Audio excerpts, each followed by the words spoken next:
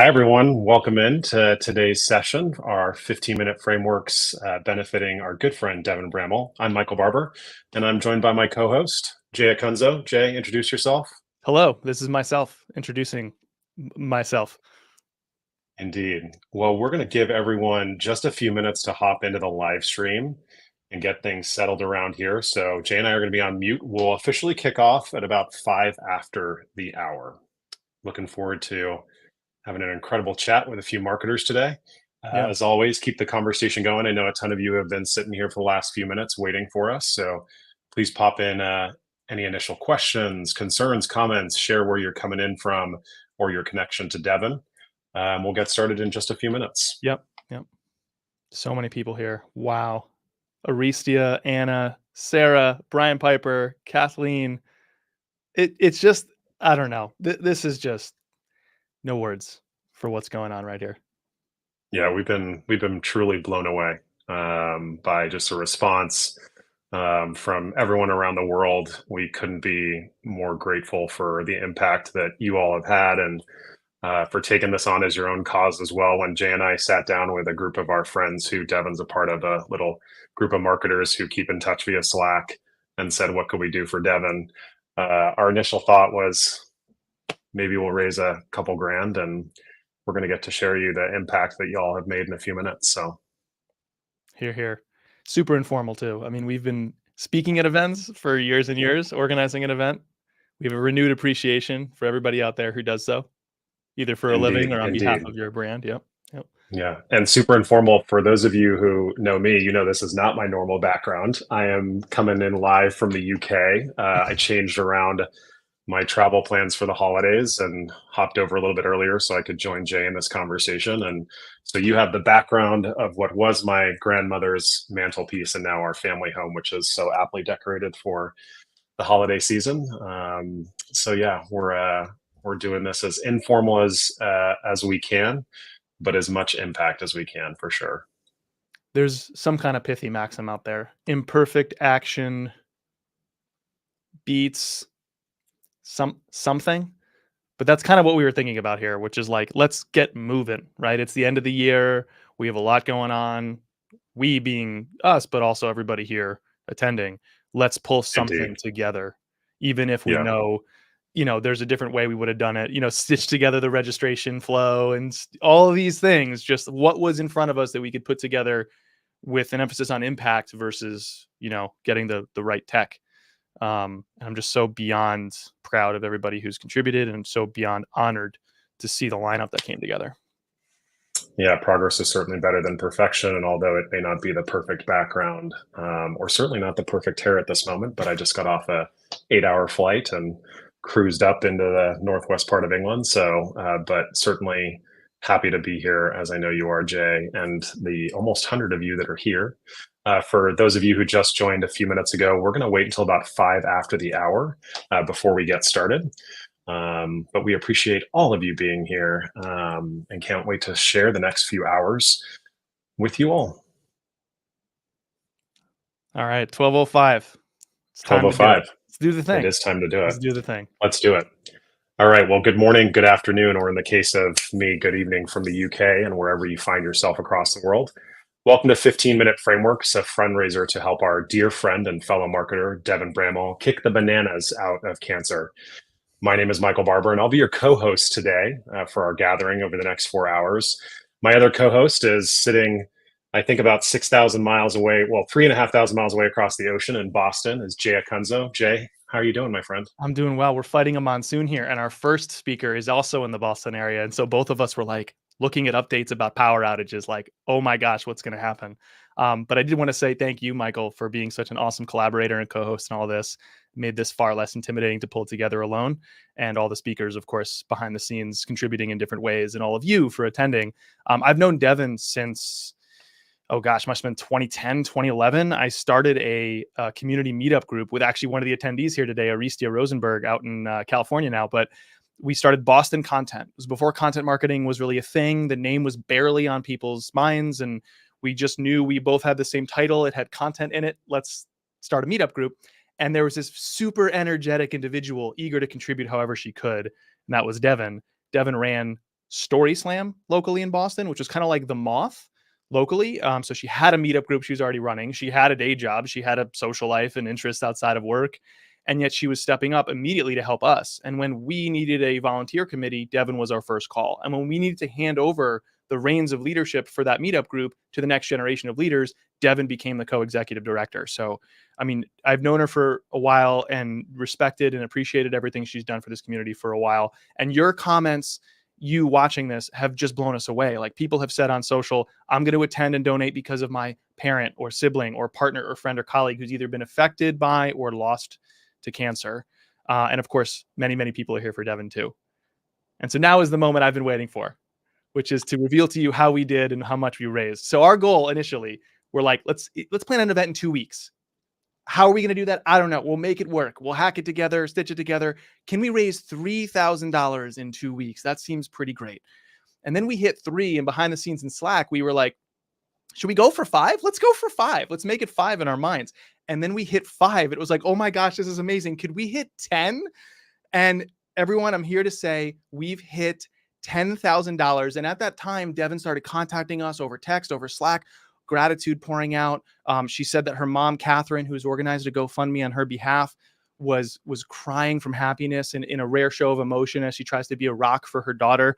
And part of me wanted to predict to you, Michael, that we'd hit 15. And I'm kind of glad I didn't predict 15, because I'm blown away to announce that we have raised $26,000. And by the way, 820 of you and counting have donated $26,000. It has exceeded the goal set by Catherine for the GoFundMe. It was hovering around 55 or 56K for a while. We blew past the 75 grand total. And so thank you. Like, don't know what else to say really here. And let's get into today's amazing content. Michael? Indeed, yeah. I just want to ditto everything you just said and more, and ditto just the impact that Devin has had in my life in the short time that I've known her. She is one in a million for sure, and I'm just blown away by how over 2 weeks, basically in the maybe one of the most oddest times of the year, just for your career and personal life and the holidays and everything that's going on, and our attentions are in a million different places. But you all have managed to have such an outsized impact on Devin.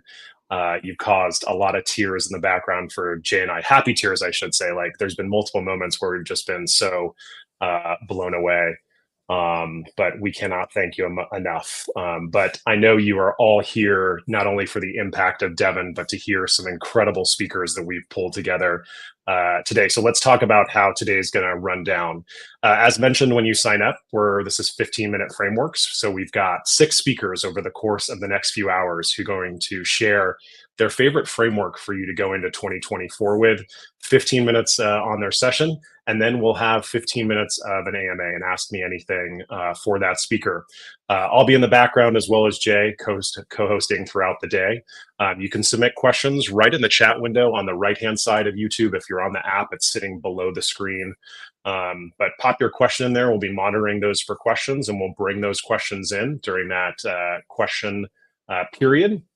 And with that, it is my true honor to turn it over to you, Jay, and welcome to the stage our first speaker. That is the delightful Ann Handley. So yes, we have a very special fireside chat with you, Ann. Hi. Hey How's there. it I wasn't going? ready for that. I Good to wasn't see ready. you, friend. Oh, So yeah. for those who don't know, Ann is, as the children say, a real one. She's the author of Everybody Writes, one of my personal favorite books. It's a Wall Street Journal bestseller, chief content officer at Marketing Profs. IBM recently said she's one of 7 people most shaping modern marketing, and she's here. I don't know what the other 6 are doing, but I don't know. We got the best on the list here. And one of my favorite things that you like to say, Ann, is you teach people how to execute marketing in a way that ignites tangible results, but also fills your heart and soul. And that speaks to me deeply. And I think a lot of people here too. And so we're going to have a very special fireside chat with a bit of a wrinkle here, not your typical chat. So can you just set that up for us, Ann, and we can get into it? Yeah. So first of all, thank you for inviting me to be here. I'm just so honored, and it's so amazing to see so many friends. in the chat as well. And can we just acknowledge, like, I feel like you blew by that $26,000. What? I can't process it. What kind of multiple is that? That is like, I mean, that is incredible.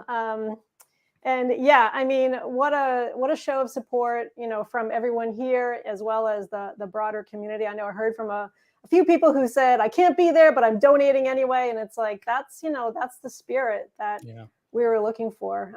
So congrats to all the organizers and to everyone here for just being here, because what a special moment. And I just want to say one other quick thing. I shared this little tidbit on LinkedIn as well. But, I have known of Devin for a while, but I met her in person for the first time at the B2B Forum, the Marketing Process B2B Forum, in October of last year.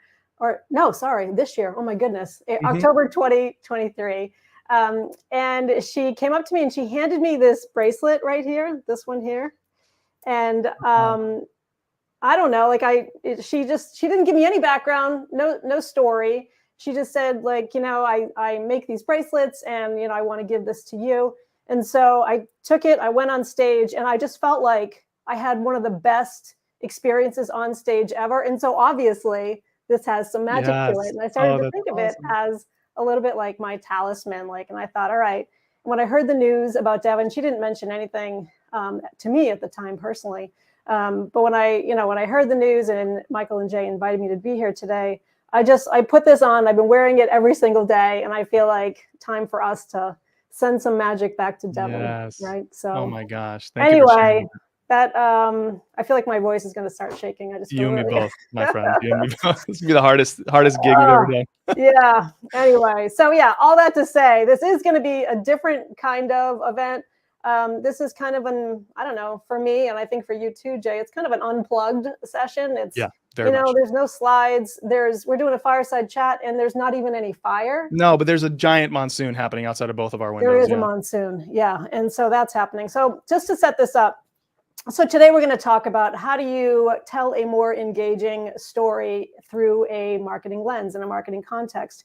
And so I thought we would talk about one key thing in particular, because these guys only gave me, half an hour? And it's 15 minutes and then Q&A for 15. Yeah, and I don't even do they know me? Do you even know me? 96 actual PowerPoint slides minimum for any 10-minute gig. So I don't even know what to do with this. But so we're going to we only have time to talk about one particular element that I think can make or break your storytelling, again, through a marketing context. And so to set this up, I thought what we would do is we're going to read two versions of the same story. I'm going to start. I'm going to read my version, and then Jay is going to go next and read the second version. Okay. And then you guys have to listen. I know it's a little painful sometimes to hear people read out loud, but listen. And then afterward, we're going to ask you to vote on which was your best. And there's no ego in this. Don't feel like you have to vote for me, or, you know what I mean? I don't know why I felt like I had to say that, but I did. All right. All right.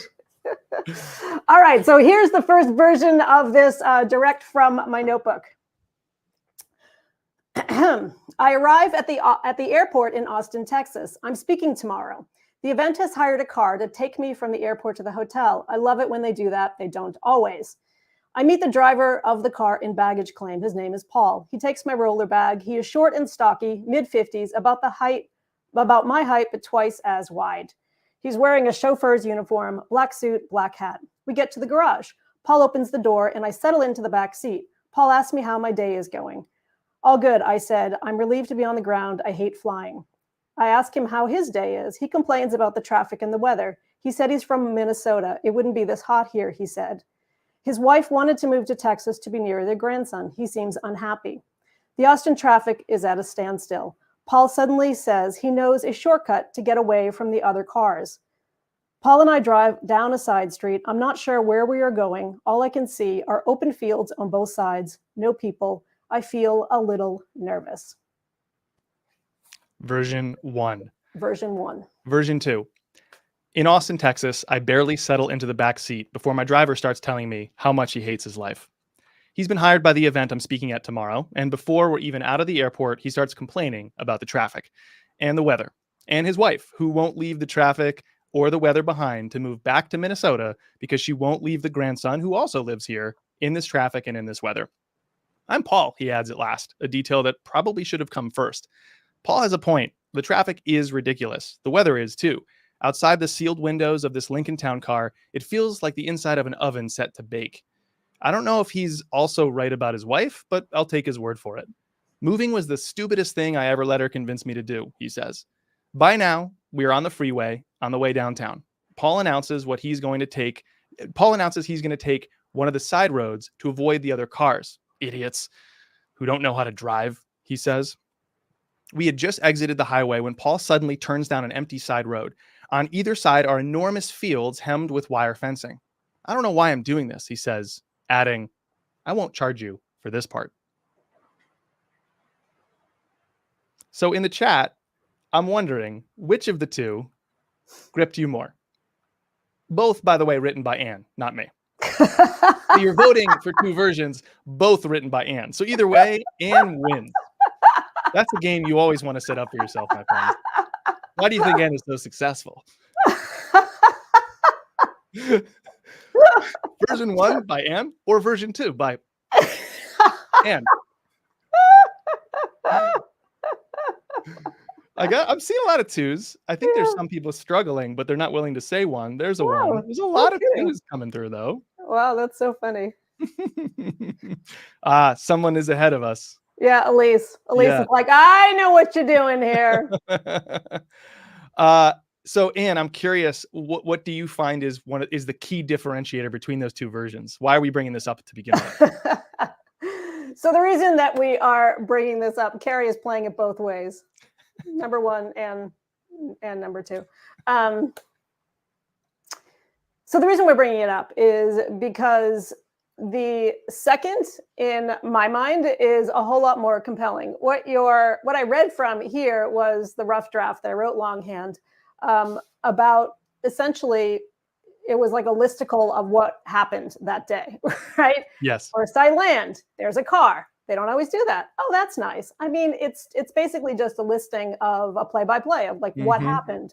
I could be reporting a 5-car pileup on the freeway caused by this monsoon out here, right? But instead, I'm just giving you what happened day by day. The version Jay read is very different. It puts you directly into the back seat when it opens, right? Immediately we go there. And so the second version is what we would call in storytelling a cold open. And that's why I think it's more effective, because it literally takes us as readers, as viewers, because this applies to not just to writing, but it applies as well to any script that you put together or any conversation you have, like, for example, for a podcast or for a video or any of those things. It drops you, like airdrops you right into the middle of the action. It says, here, this is where we are. This is what's going on.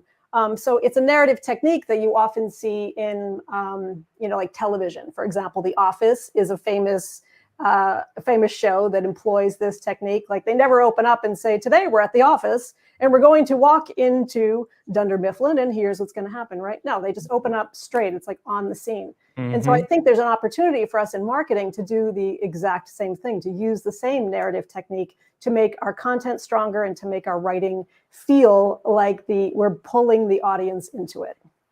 Do you remember, Ann, the reactions to this when you did that cold open? I barely settle into the back. You're again, I'm in the car with you immediately from the jump. Do you remember the reactions to that newsletter? And how do you gauge the success of something like this? Because you have a very specific way you do. Yeah, I do actually. So the way that I gauge success of anything that I write, but particularly in a newsletter, is what I call the open to write back rate. Some people call it the response rate, but I think the open to write back rate is just a little bit more visual for me, because what does that mean? It means literally that somebody opens it and they hit reply and they write back to you. The reason why I think that the cold open as a narrative technique is so important, and I'll walk you through sort of how to think about it in a second. Please, yeah. I think the reason why I think it's so important is because, often in marketing, what we want to do is pull our audience into the setup, right? There's a problem that our product or solution solves. There's a mindset that we need to align with. And so I think the more that we can use a cold open technique in everything that we do, and again, I'm talking newsletter, I'm talking blog post, I'm talking LinkedIn post, like it literally doesn't matter, but skip the setup so that your audience begins to immediately see themselves reflected in your work, in the problem that you set up, or in the narrative, in the story that you're telling. I think that the idea of a cold open is much more art than science. You saw a little bit of it, like, for me, I need to sort of go through and just sort of do a listicle of what happened before I can actually get into it. But I think that I can offer a little bit of a framework to maybe give people some starting points. Please do. Okay? Yeah, that'd be great. Sound good? So I put together some slides, and because this is a different kind of event, we're going to do some analog slides, friends. And hold on, people need to catch that. Hold on, analog slides. Yeah, it's just my name is so punnable. It's ridiculous. It's anarchy, I tell you. That's what it is. All right, so here we go with our cold open. I see see exactly what you did there. Yeah. And you might be interested in knowing that I learned how to do a build in an analog slide. It took me a while to figure out how to actually do it. Oh, let's see. What's the reveal? Animation. Look at that. Animation. Okay. Get it? Did you get it? Animation. Come on, I'm proud of myself for that. Yeah. Continue. Incredible. You're having such a good day. Better now, I'd say. Better. All right. So here's like a quick framework to think about anything that you write, any cold open, so to speak. Anytime you want to sit down and tell a story to align with a particular reader or customer or whatever the case may be, right? The first is think about character. Make sure the who is always present. And when I talk about a cold open and when I go through this framework, I want to challenge you to just think immediately that, in the first few sentences, sentence or two. Like Jay and I just read several paragraphs, but it doesn't need to be that long. It can be in the first sentence or two. Just get right to it, but make it clear. Who is this about? Who is this character? Second is, whoa, the animation a little tricky on this one. It's jumping around a little. Is the what, right? Why are we here? What are we actually talking about? What is the story that we're telling together, that we're putting the audience in? The third is the when and the where. This is me in the back seat. This is the setting. This is not the airport, right? This is the setting, the exact setting that we're talking about. And number four, the why. So what are the stakes? Like, what is actually going on here? And what is the timing of the story, like the timing to resolution? Can we begin to talk about that? Now, the difference in my mind between the first and the second is that it did all this in the second that Jay read, did all this in a very, very few minutes, right? Almost within the first three sentences, you knew, like, you were automatically, the stakes felt a little high. Like, I'm in the backseat of a car. That's a vulnerable position. Like, we've all had that experience of being maybe in an Uber that slightly sketched you out a little bit, or some experience where you didn't have the control, right? And so I am in the back seat of a vehicle and trying to figure out, like, that's a vulnerable position. And what's actually, the stakes here are the driver hates his life. So immediately, as someone who's in the back seat of a car, you're wondering, if he hates his life so much, like, how the guy felt a little unhinged, right? As the reader, as you're reading this. Yes. And so think about, like, how do you create that tension, like, immediately? Like, how do you pull somebody in and get them invested in your work, like, almost immediately? You know what that made me realize is, like, the first version, the one you read versus there was a lot of telling that went on, which I do see as, like, a common thing among marketers. We were talking in prep, like, what's the difference between the standard marketing open and what we're proposing or what you're proposing of the cold open, right? Tell versus show. Why do you think so many people fail to show? Like, they hold back. We all kind of intellectually know we're supposed to do this, but we don't. What do you think causes that? Yeah, I mean, I think because well, I think there's a few reasons. I mean, in the first version of what I put together here, it was all telling. There was no showing, right? And so I think it's a matter of thinking through what is really going to pull the audience in and make it more engaging for the people you want to engage. I have a second slide here that I think might bring some clarity to this.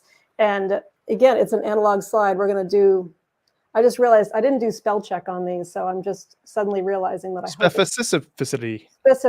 Nailed it. Specificity.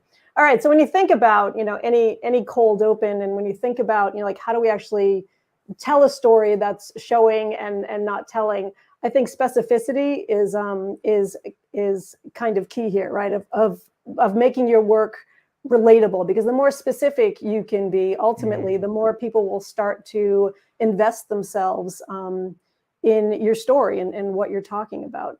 I think the best thing that we can do in marketing is to help our reader, to help our listener, to help our audience relate to the problems that we're setting up, right? So how can you do that? Very often it's specificity, right? It's not a black car. It's a Lincoln Town Car, I talk about later on. It's not that there's just empty space. It's fields that are hemmed in with fencing, right? So paint the picture, make it as visual as you possibly can. Because that's important, because it adds this sort of nuance to the work and makes it a little bit more complex, and also allows you to start to visualize it. You can't visualize a black car because, you can, but it's like we're all going to have a different vision of that.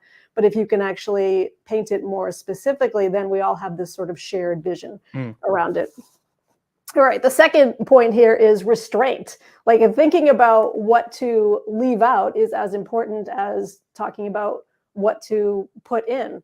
Like, it didn't matter that he was stocky and in his 50s, because he mentioned a wife who had a grandson. So you already know that he's older, right? So think about, like, sometimes we tend, just to go back to your question, I think we tend to almost over explain, when I think sometimes less can very much be more. The third is the reveals. And you talked about this a minute ago, like showing and not telling, letting the audience, like, respecting the intelligence of the audience. Like, if you paint a picture for them, like, they will get it. They will absolutely get it. I don't have to tell you that he had a black suit on and a black cap because he's driving a town car and he's a chauffeur for an event. Like, it doesn't matter, So I think just by showing and not telling is a key there. The next one is momentum. I think you need to lead your reader along. Like, every sentence that I write in a cold open, I want it to raise at least one question in the mind of the reader. So I want to leave one question open. And the reason why I do that is because I want to create a little momentum for the reader to keep going. You can't help but want to satisfy that curiosity. All right. And my final one here is physicality. Using more than one sense when you're talking about anything that's happening, not just what something looks like. And this is where I think we default to a lot in marketing. Instead of just describing something, say what it feels like. What did it feel like inside that car?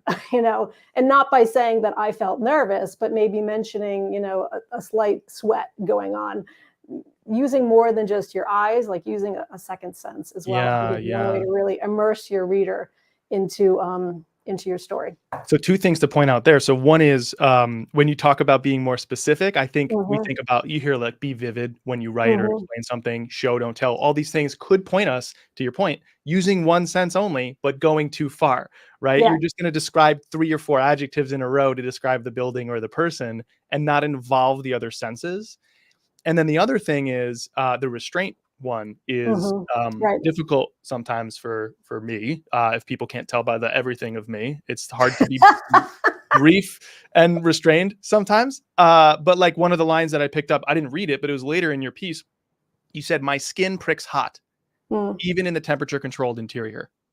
So you know that there's 2 things there. It's like a physical sensation and like an emotional one too, right? Like my skin pricks hot.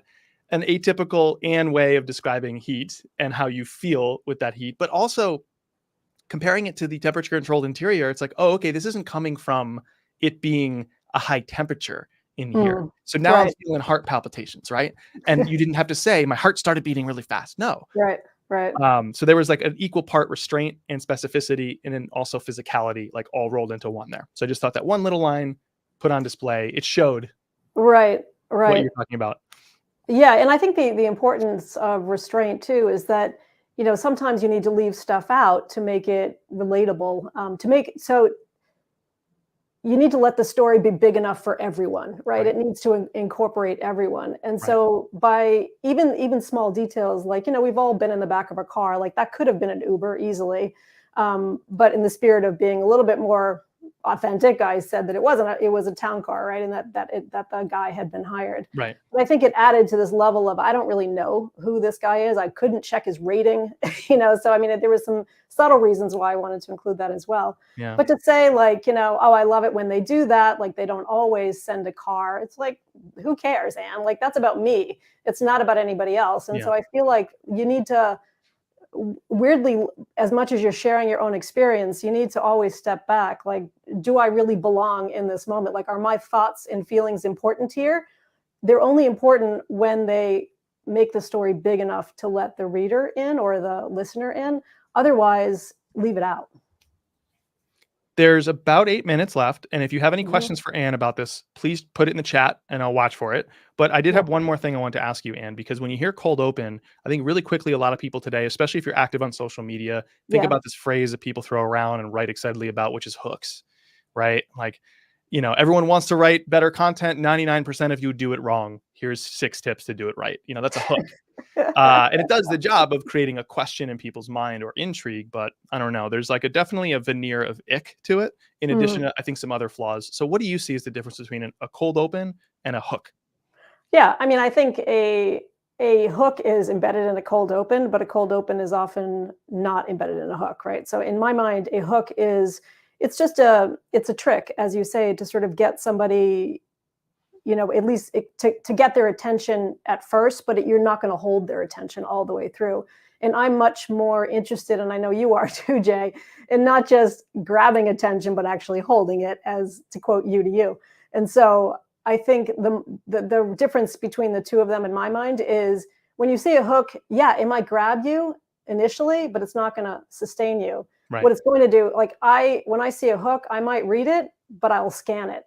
When I see an actual cold open that starts to invest me in the story that the writer or the podcaster is telling, then I'm in. It creates momentum for me. And so in my mind, that's the difference between the two. One is scannable and one is not. Yeah, it's like the cold open is, so if the hook prompts you to scan it, then the cold open puts you in it, right? Like you're going, it's inescapable. It's like, oh, I'm with them. There's a second moment of judging whether or not I want to invest time in something post hook. I read the hook and I'm like, all right, I'll give them a shot. Like I'll scan it, But when the cold open, the ship's leaving. You're on it. You're with the writer or the storyteller. I love that. Yeah, exactly. Yeah, exactly. And there's and you're not going to put down the anchor, to continue the analogy. Nice. And then you're not going to row back to shore just to really torture the analogy to within an inch of its. With apologies to the rest of the speakers, the remaining 3.5 hours will simply be Jay and Ann swapping metaphors for one thing for 3.5 hours. You didn't sign up for it, but it's a show But here we go. You need. This is what we're going to do. We're here to tell you what you need. All right. So here's a question from Bergamo. How would you apply this narrative style? You're talking about in an Ann voice about Ann things, travel or marketing. How would you apply this narrative style to writing content for a complex technology like cybersecurity? Is there any difference that you see?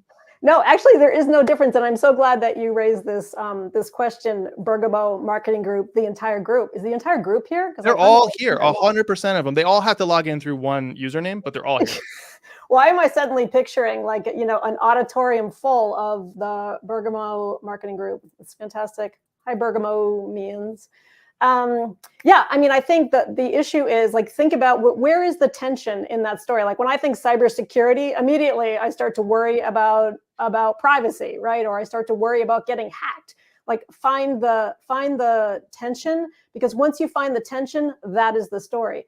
The tension that Jay read was me being in the backseat, powerless, no idea where this guy is going to take me. And then when he says, I won't charge you for this part, clearly he's going to murder me. Like that's immediately where my brain went. And that sounds ridiculous now, many months later, but at the time, it actually was very real and visceral to me. Like, I literally was worried. I was like, well, where's this guy going? Hates his life. Has nothing to lose in my mind. That's what hates his life means, And so I think the same can be true of any solution or product. To give you a really tangible example, I did some work with a tech company just this past month.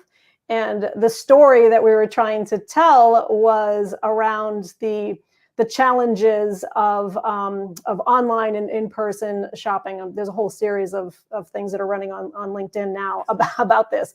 But the way that we broke it down was, just to talk about the technology is not that interesting. So we need to humanize it, right? We had to go back, find a person to put at the center of the story, find the challenge that person has, and tell the story through their lens. Like, go back to the framework of, the who, what, when, and where, and the why, and particularly look at that why.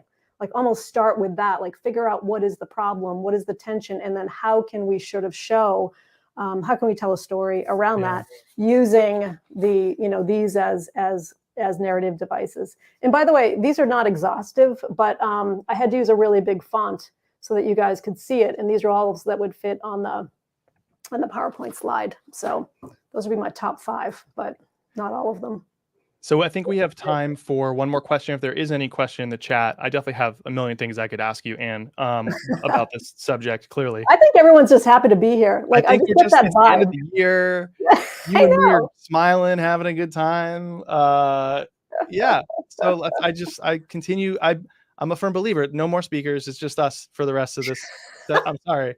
Oh my God, everyone signing up for different reasons. Yeah, I love that. And New Roman. He just coined this font, which I sort of love. And New Roman. Yeah. All right, we'll workshop it. We'll take it under advisement. And New Roman.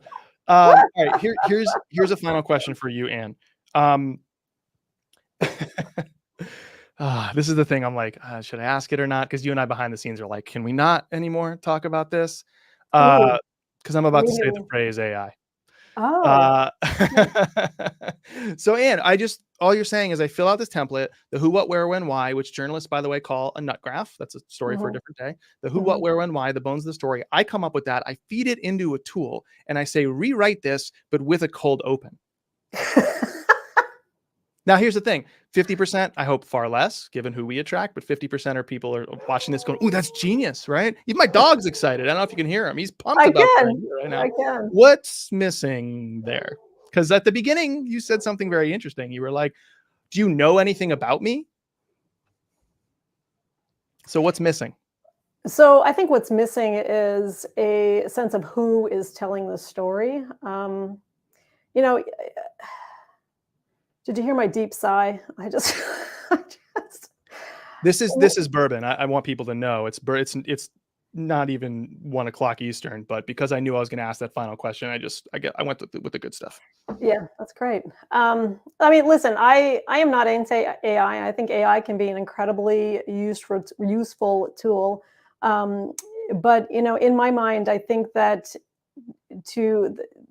one of the I don't know, benefits, I guess, of AI in our work and AI in marketing is that if we are able to, and I believe that we should do it, we need to put more of ourselves into our work. The who matters a whole lot more, not just the what, right? So not just the content, but I think who is delivering it. And I think that's important for a few reasons. I mean, number one, because we are creative people and we want to feed our soul.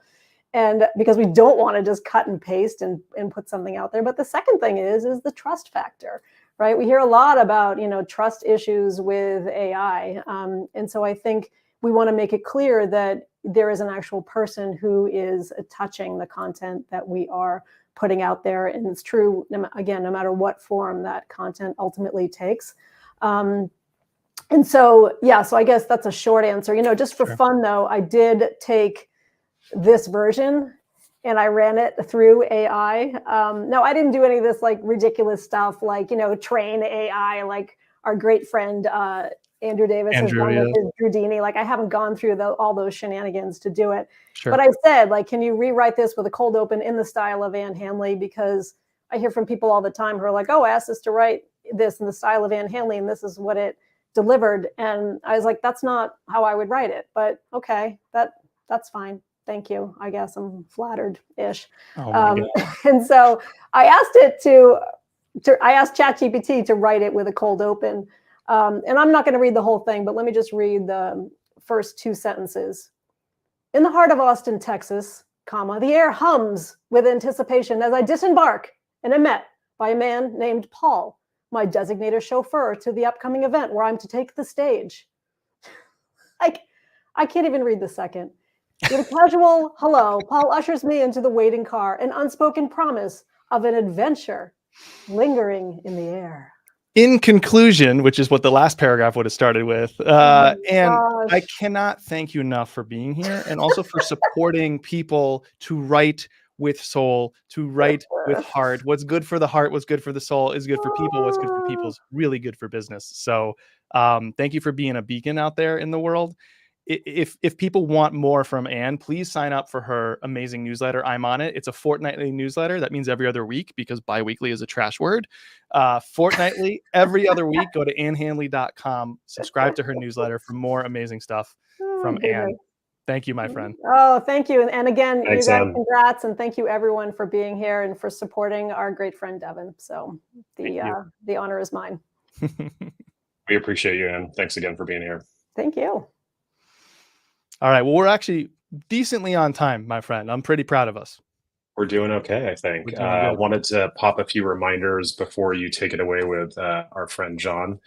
We are recording today's session. You will all get access to the recording after today's chat.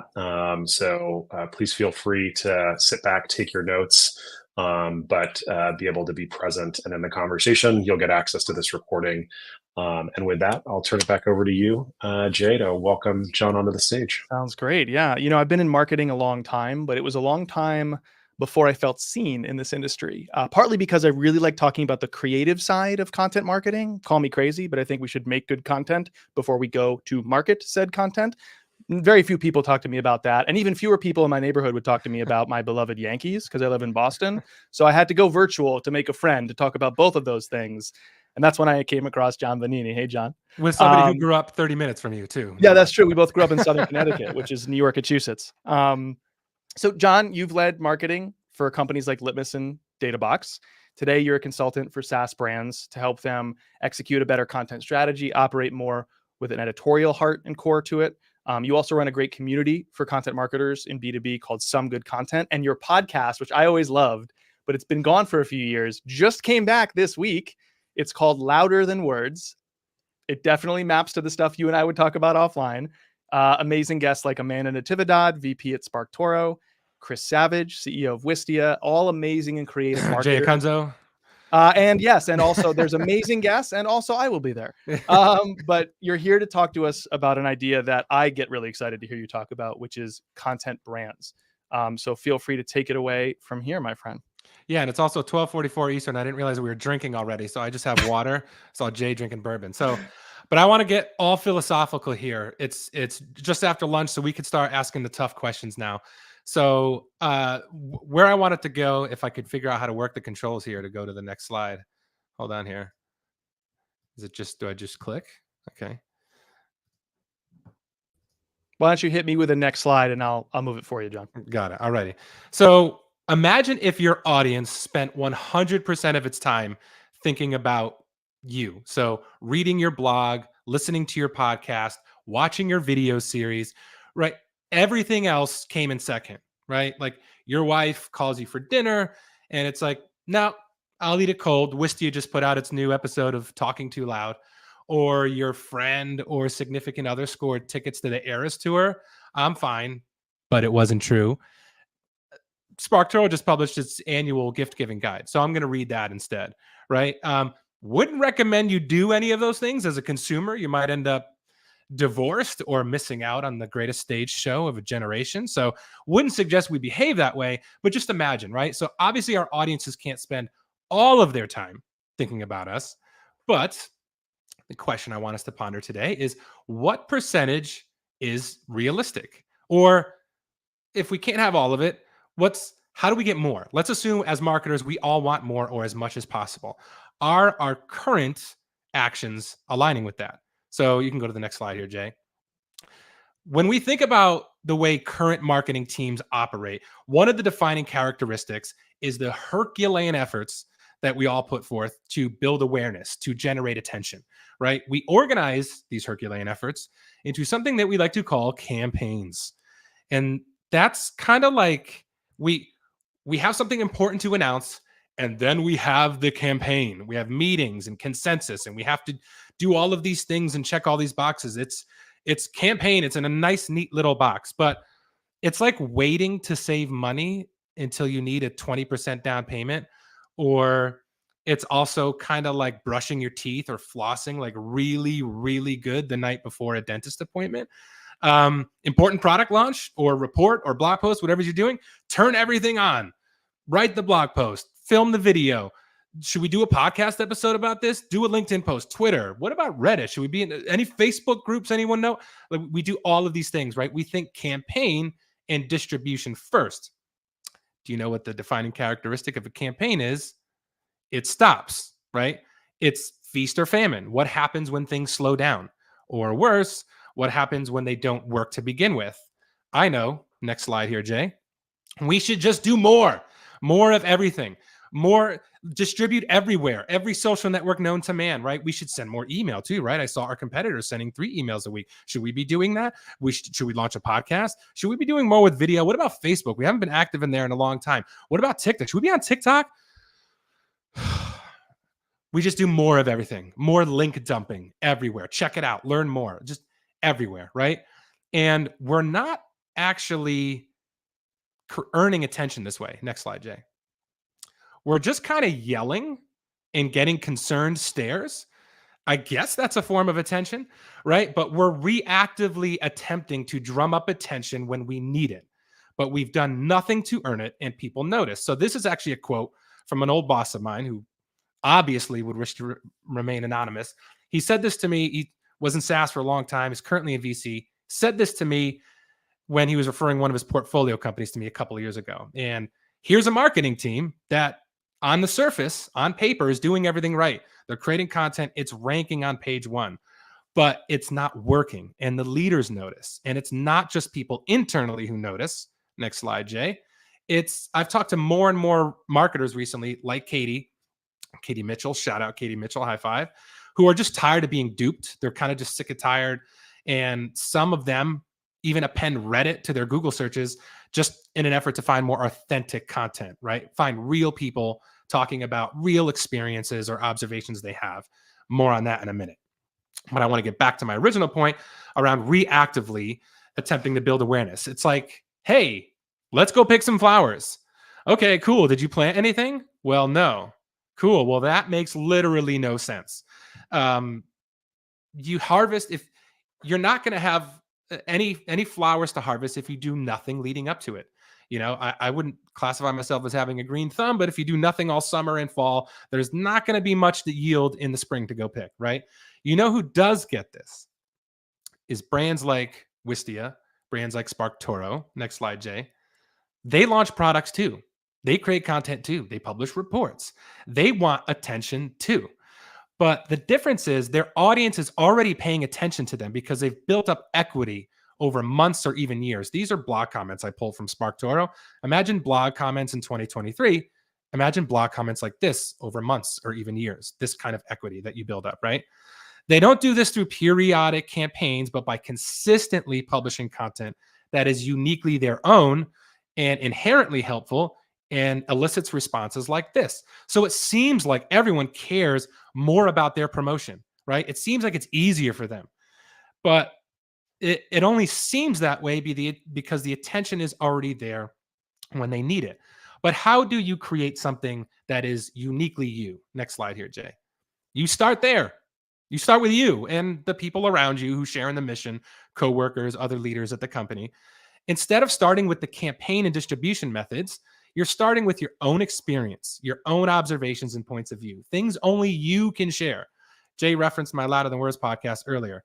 Amanda Natividad spoke about this on her episode that I just published last week about creating content that's more defensible because it's hers, it's her own. If that's your foundation, it's easier for your audience to identify with you, not just the products you create or the content that you write, but you. This is what content brands do. Next slide here, Jay. Content brands are not reliant or reactive to product launches or vulnerable to algorithm changes in order to generate attention. They never have to build awareness because its audience is always paying attention. So what do they do differently? I'm going to tell you a secret. It's not the tactics.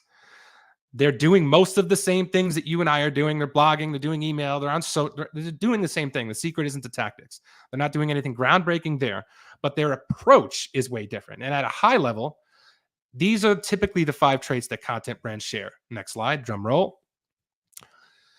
They start from first principles. So their experience, their observation, their points of view, which I just referenced, they act as a starting point. This allows them to create content that's uniquely their own from the get-go, right? Second, they treat content like it's a product. They prioritize and devote resources. They put work into research, development, distribution. They respect the entire process. Oops, going off no slides here, but that's all right. Third, they're active participants. You can't outsource expertise and chemistry, right? But the leaders who are involved, not just in the strategy, but in the development of the content itself, typically see outsized results. I'm going to throw some names out here that you probably know. Chris Savage, Patrick Campbell, Rand Fishkin, Amanda Natividad, Dave Gearhart, David Cancel. Just a few leaders who have been actively involved in the content that their brands create over the years or that their teams create. Number 4, they over-index on the details. The podcast artwork, the video intro, the subheader in the blog post, the things that most leaders or most companies or most people might think is fluff and it doesn't matter. They over-index on those things, and they know that the small things allow them to stand out with so much other content in their space. And the last one is they reapply the why. And what I mean by that is when something works, their instinct isn't to promote it more or let's do 10 more things just like it, but it's what did we learn from this? Why did this work? And how can we enable the rest of our work and sort of have a through line of the DNA of why this other thing worked through all of the content that we create, right? So there's a ton of nuance here, right? These 5 things aren't, hey, everyone go do these 5 things. We're all good, right? There's a ton of nuance here. We can't make all of these changes overnight, but we can start by taking very simple, very small steps. So I'm going to focus on one teeny tiny little part on things that we can start doing today, tomorrow, depending on what time it is. Publishing from first principles, which is the first one there on those characteristics. What does that mean? Next slide. When we like, what informs first principles? So when we lead with our own experiences, our own observation, our points of view, we create distinction. We show understanding. We create clarity, right? We create something, I'm going to say this so many times, you're going to be sick of it, that is uniquely ours or our own, right? And that is one of the core characteristics of a content brand. Certainly the 2 that I've mentioned numerous times here, Wisty and SparkToro. If you rip the label off, the proverbial label, you would still know that it was them. So many of us here are likely publishing somewhere. LinkedIn, Twitter, or X, your blog, newsletter, right? Many of us here are publishing, right? And you're probably doing it because you need attention. It's either a product, it's a feature update, it's a piece of content, a report, whatever it is, right? We all need attention for this stuff to work. But here's my challenge and my hope for you when you leave here today, that your next post, wherever it is, will start from first principles. So following this sort of 3-pronged framework here of experience, observations, and points of view, here are a few prompts that I think could get, many here started very quickly. First one is experience.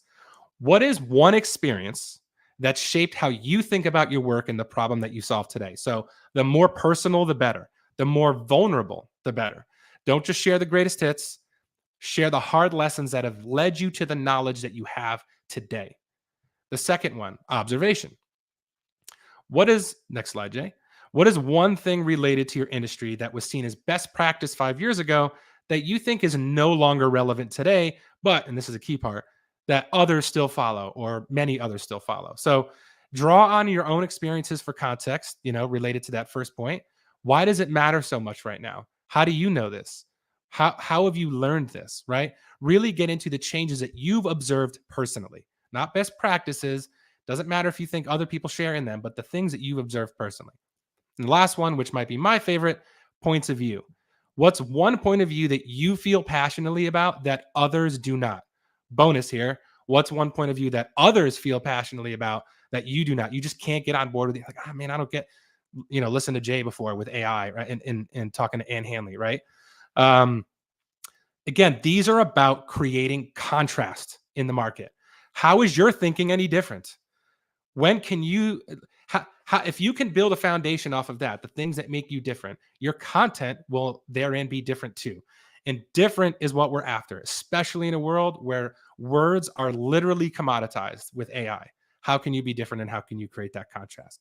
So the ending slide here, when you start here, your signal to the audience is that you have a bigger story to tell when you start from your own first principles, not something ephemeral like a product launch. It's going to be over, and that campaign is going to be over in a few weeks, but something worth paying attention to, something worth following along with. So again, I will leave you with my opening question to ponder. What would happen if your audience spent more time thinking about you?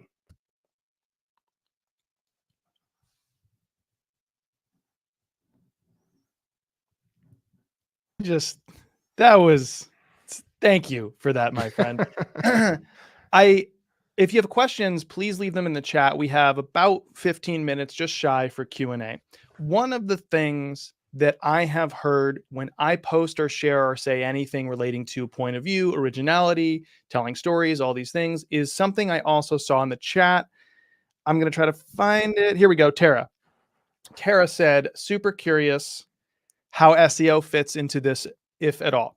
And as someone who has very little expertise in SEO, despite working for Google at one point, because I've run screaming from SEO throughout my career, nothing wrong with it, just not for me. I'm just curious why people, when they hear different, better, original, etc., go, but what about SEO? Like, why is that somehow not helped by this? Yeah. So we could get really deep into this, but on the surface, what the analogy that because apparently I just speak in analogies, that I try to lead people with is that SEO is just, it can be involved. It's just simply not the starting point.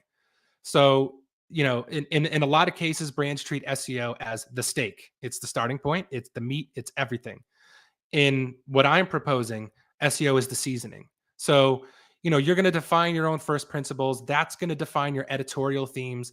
That's going to define the subjects and topics you write about, which then you could say, okay, how do these things align with maybe some keywords that we think our audience might be searching for? So it's the, Salt Bay sprinkling the seasoning at the end, and it's not the starting point. So it fits in, just maybe not traditionally how marketers think of it, which is the starting point. What keywords should we write about? And that's the starting point. It's just a little bit reversed, but it still fits in. Yep. It's one of those wave of magic wand scenarios I have for our industry, which is like, why in the year of our Lord, almost 2024, do we still go content marketing equals SEO? Can we not, please? Yeah. So I love that answer. John, I'm about to write a blog post tomorrow as part of my work. I'm about to write a newsletter edition. I'm about to publish a podcast episode. I have to post to LinkedIn. Like, I have to go back to work tomorrow and make this one thing, which could get lost in a sea of things out in the world. How are you taking this content brand idea and applying it in the minutia, like right away in the work? I'm starting with me. If in your example, I'm the one creating, I'm starting with me. There's going to be a lot of I's and we's and a lot of my experience into the content. Anytime I've done that in my career, the results have always been better, right? Than if I did the traditional nameless, soulless, here's 10 ways to do X, Y, Z. So if I'm tomorrow tasked with, and I was like, I can't go through all this planning. I can't define this stuff right now, but I have to produce this thing. Insert yourself more in your own experiences into the actual content. Doesn't matter what it is, blog post, podcast, more of you, more of your story. Again, how can you make it uniquely you? And that's going to start with you. Do you have an example? Like, I know it's a little bit different because maybe you're a solo practitioner at this point, but case in point, you led marketing for 2 organizations where you wanted people to fall in love with the organization, but you were very front facing, doing the work as, yes, the strategist and head of the department, but also writing a lot of content and speaking. Can you point to anything you've written about where like, hey, here's like kind of the generic version most would do, and adding more of me ended up looking like this? Yeah. So I mean, a lot of the blog posts that I wrote at DataBox over the years, yeah, were just that. And even the podcast episode. So DataBox is a podcast, plug for them, called Metrics and Chill, which I named. So I'll still take credit for that. But if you listen to a lot of that content, most of it came from me, because when you work for a company, you can't know as much as your customers do about the subject. It's very hard. And so rather than try to fake it, yeah, a lot of times the articles that I would write there, I can't think of like a specific one. Yeah. I could grab some links for folks who are interested and you want to DM me afterwards and I share kind of some feel like examples with you. I've read a bunch of you. Like, you're really strong on opens, right? Like we just talked about cold opens with Ann Handley. Like, I just like, I meet John in the open without having to like live for 70 paragraphs in a row in some anecdote in your life. Like, there's something about you coming through right away. And then you teach the thing that, you and your competitors are also trying to teach. Intros are where you lose or where you gain a follower, right? Because I think most of the intros we read now are, can we swear here? Are sort of like no blank, oh no, right? And inserting you into the conversation is one way to sort of circumvent that, right? Because we do that as a defense mechanism when we don't know the subject as well as we think we do. Right. So yeah, intros is a great example and a place I've always tried to invest over the years. Here's another question. In my writing, I try to avoid I so I can focus on you, the reader. How do I balance the I, my experience, with you, how it fits into the reader's story? Love this question. Yeah. So I mean, if you think of any traditional media company, like you're even down to your local newspaper, there's reporters and there's columnists, and I think both are necessary. So it depends what you're covering and what the subject is, right? If you're covering, or if your brain just did a research report and you have a bunch of data that you're kind of going through and you're publishing insights, that's a situation where you're more of a reporter in that situation. Certainly, if you're sort of a thought leader, you can insert your own insights on what the data means. But that might be an example where you're a reporter and you're reporting on what others are saying, what the data says, what their experiences are. But you need some columns too, right? You need people to know how you think, and how you think is different than everyone else in the market. And like, you need to also have your columnist hat on at times. And that's when you're going to go deep on the I and we, and here's what we learned, and here's what we do, and here's why we do it. I think you need both. And for so long, we've over-indexed on the here's how and you and what you should do. And it's like, no, tell them how you think and how that's different. There's too much content now. It's the best way to differentiate. So I think both are necessary. I don't think it's an either or, but I do think you're going to have different content types that lend themselves to a reporter or a columnist.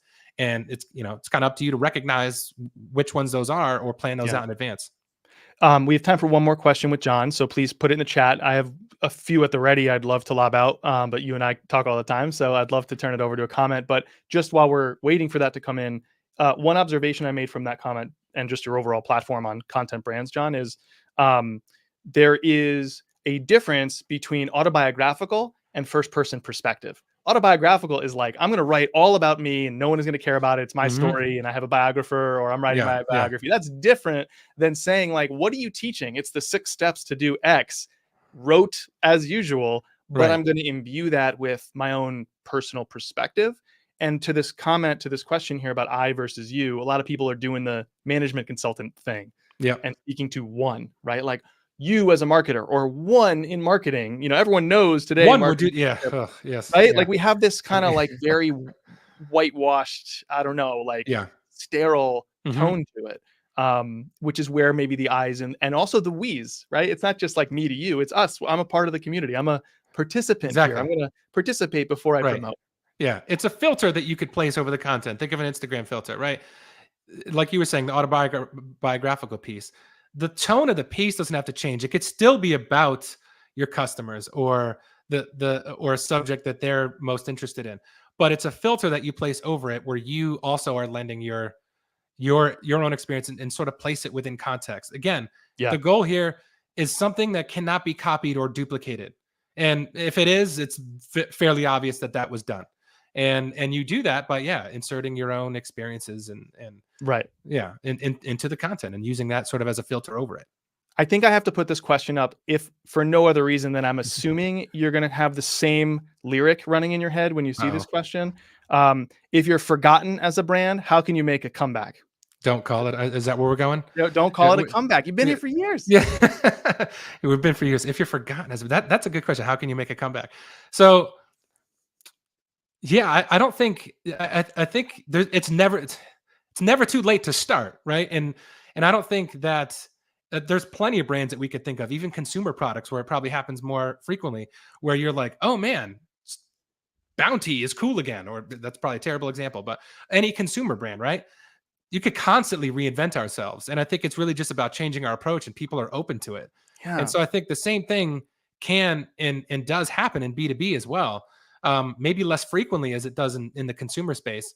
But how do you come back from being forgotten? I think, again, coming to terms with why you were forgotten. And it's probably because you were speaking, a lot of the things that I was talking about in this talk, right? And not building an audience around shared beliefs. Right. And so if you can start to do that, it's not something that happens overnight. But if you could start to see signals, whether that's on social, and start small, I think you could build back. I think there's plenty of precedent in the consumer and B2B worlds where brands reinvent themselves and become cool or become the sexy product again or whatever it is. And I don't think there's any reason why anyone here can't do that. And I'd point to what you're doing. You're too humble to use yourself as an example, so allow me to do so as your friend. Like, please, you were never forgotten. But the thing you're doing right now, which this talk was emblematic of, is the thing I'd recommend brands do if they feel forgotten. Not ride a trend, right? Not try to be like me now as a 38-year-old father of two trying to be on TikTok. Quoting Vanilla Ice. Right? No, that's not my style. If it's your style, fantastic. But a lot of brands come across as the dad who's trying to be funny and everyone cringes.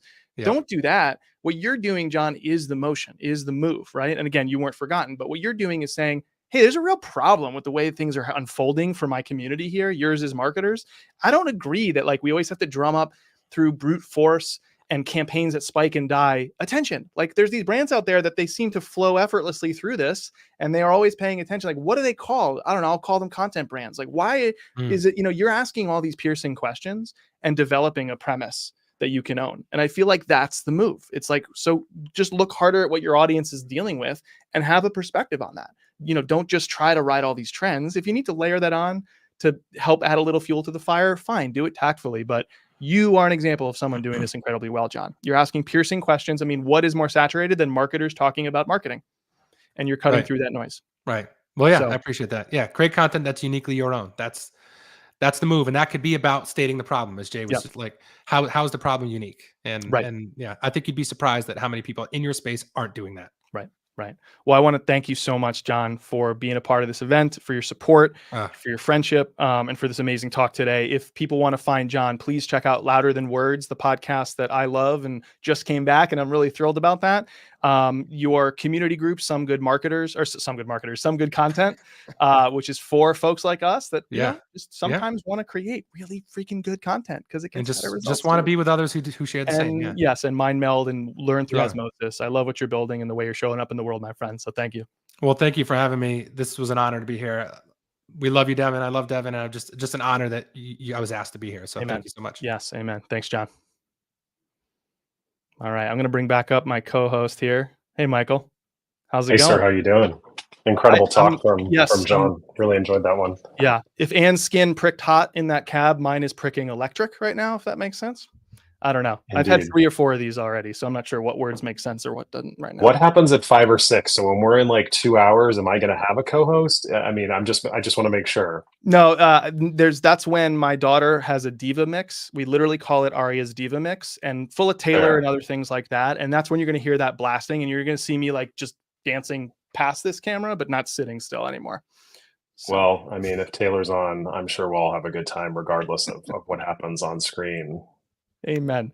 All right. Well, this is where I want to actually insert a little housekeeping. So you mentioned before, but just to update people because we're live, we will be recording this. It'll be sent around via email in 24 hours after the event ends. You can also find it on the YouTube link that you're on right now. You can continue to support Devin and her cause by donating at the GoFundMe link. I've also left the event link up where you can keep donating to that cause as well. And we'll follow up with all the things afterwards. So no worries if people have to leave, come back, etc. And a rundown of our agenda. I mean, this is just, everyone is a cleanup hitter here. I mean, next up we have Sarah Stockdale talking about conversion copywriting. I'm after that to talk about storytelling that stands out. Brendan Hufford will be speaking today about content IP. Margaret Kelsey is after Brendan, talking about brand strategy and a framework for that. And then Musa is cleaning us all up. It's going to be amazing. The former chief marketing officer at GoFundMe with experience at Airbnb, Ford, Apple, Nike, Burberry, these nothing brands. He really doesn't know how to pick them. And he's going to be talking about how to tell your personal story as our final speaker today. So stick around. We have a lot going on. And I'll hand it over to you, Michael, to tee up our next speaker. Thanks, Jay. And with that, I'm bringing Sarah Stockdale to the stage. Hey, Sarah, how are you? Oh, hello. I'm good. How are you doing? I'm well, thanks. It's so good to have you. For those of you who may not be aware of who Sarah is, she's the founder of Grow Class, an award-winning growth marketing certification and community of founders and marketers. Prior to founding Grow Class, she helped lead growth teams at places like Tilt, which was acquired by Airbnb, of course, and Wave, which was acquired by H&R Block. She's also the host of The Growth Effect, a Globe and Mail podcast. And one of the primary reasons I'm a massive fan is because she is the author of one of my favorite newsletters that hits my inbox on a regular basis. It's called We Need to Talk About This. So as an avid reader, I am just overjoyed that I get the chance to listen to you for the next few minutes and then come back and ask you questions. And with that, I'm going to tee up your slides and I'm going to step off the stage. The stage is yours, Sarah. Take it away. Well, thank you. Thank you so much, Michael. So I have 15 minutes and we're going to talk a little bit about conversion copywriting. So the framework that I want to plug into your head, and hopefully it'll take root and start to grow, is called the Fairy Godmother framework. And so because we only have 15 minutes, we're just going to chat through headline and descriptor copy on your landing pages and on your websites. So what does the Fairy Godmother framework mean? Well, usually when we are writing about our companies, we are positioning ourselves as the protagonist of that storyline, as the main character, right? We get to be Dorothy, or we get to be Luke in Star Wars. And we're writing about our product or our service or our freelancing thing or whatever it is, our newsletter. We're writing about our experiences. And therefore, clearly, we are at the center of that conversation. And I'm here to tell you that you don't get to actually be the main character of this story. You are not actually writing about your product or your service when you are building your website or your landing page. You're not writing about yourself. And I know that sounds kind of weird, right? You're not actually writing about your product, even though your website is supposed to convert people to buying your product. But you just don't get to be that main character. I'm going to tell you today. You are going to be a different character. In Star Wars, you are going to be Yoda.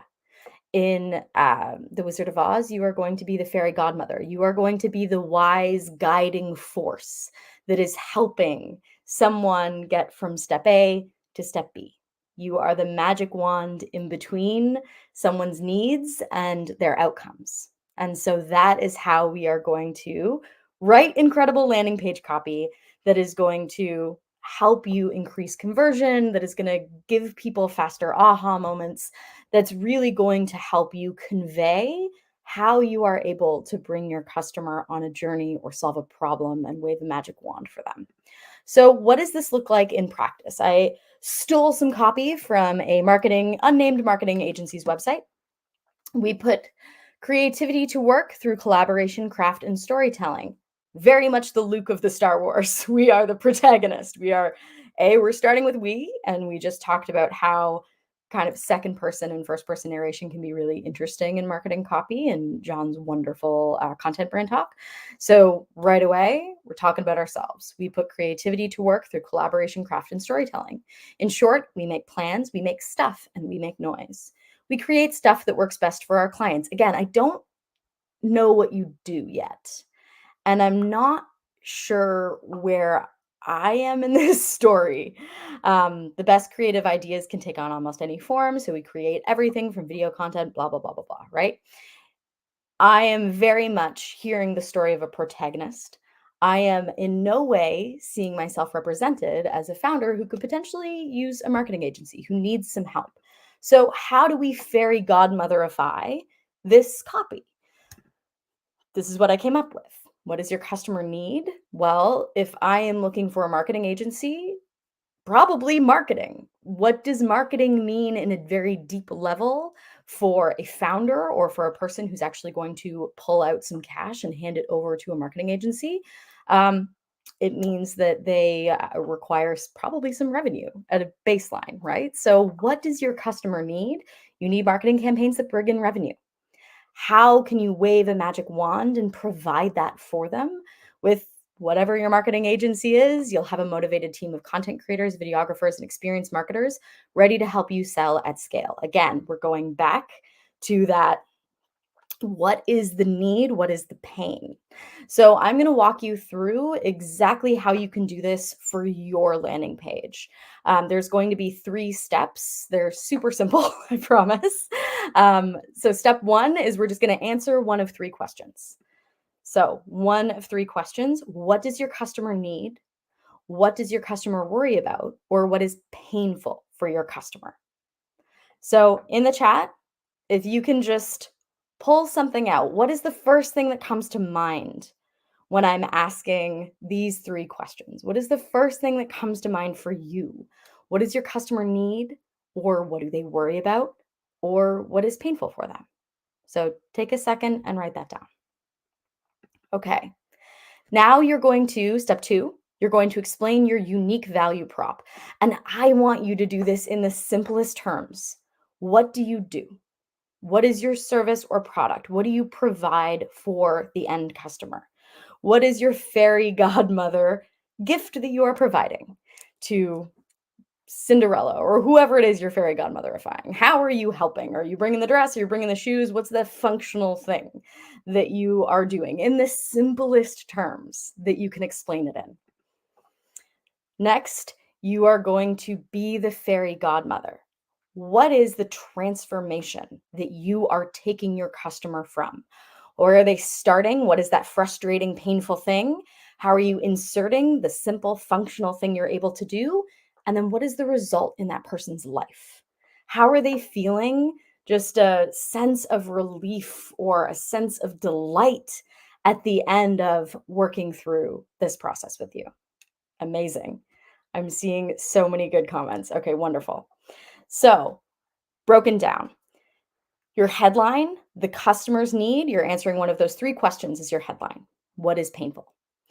And second person narration, my friends, you, what is the one person that you are talking to? What is the pain? What is the need? What do they want? Micro copy line 1, short product explanation. In the simplest terms, what do? You bring in the dress, you bring in the shoes. What's the thing that you're bringing? Micro copy line 2, what is the magic wand moment? How are you solving for the headline? How are you waving your magic wand and bringing delight or ease or happiness to this customer? Cool. So let's go through some examples. What do they need? What do they worry about? What's painful? So what does your customer need? Parents, parents in the audience, Jay, you here?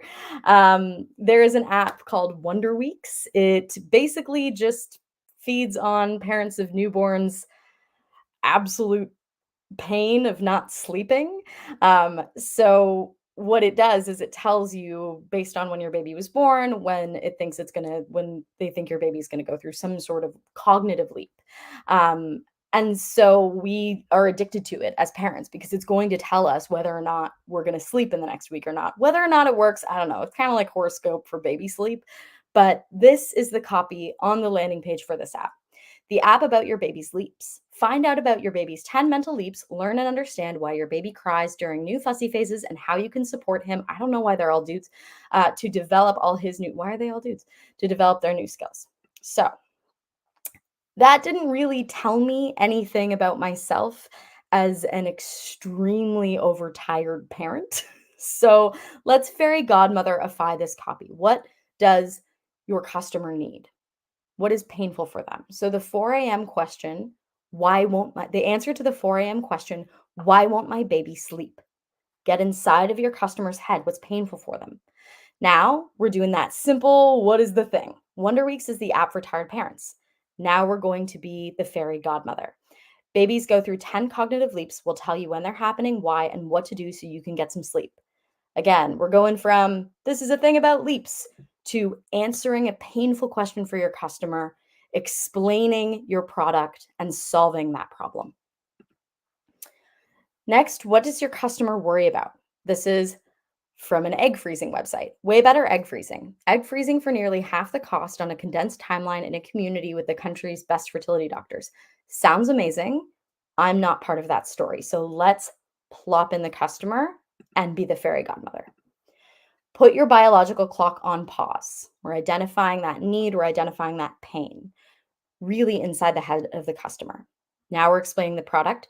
You deserve more time to plan your family. Lilia makes freezing your eggs quick, cost-effective, and really, really easy. Awesome. What do they worry about? What does your customer worry about? So if you are, and I just want to prove that this also works for complicated products that are B2B. So this is a security company.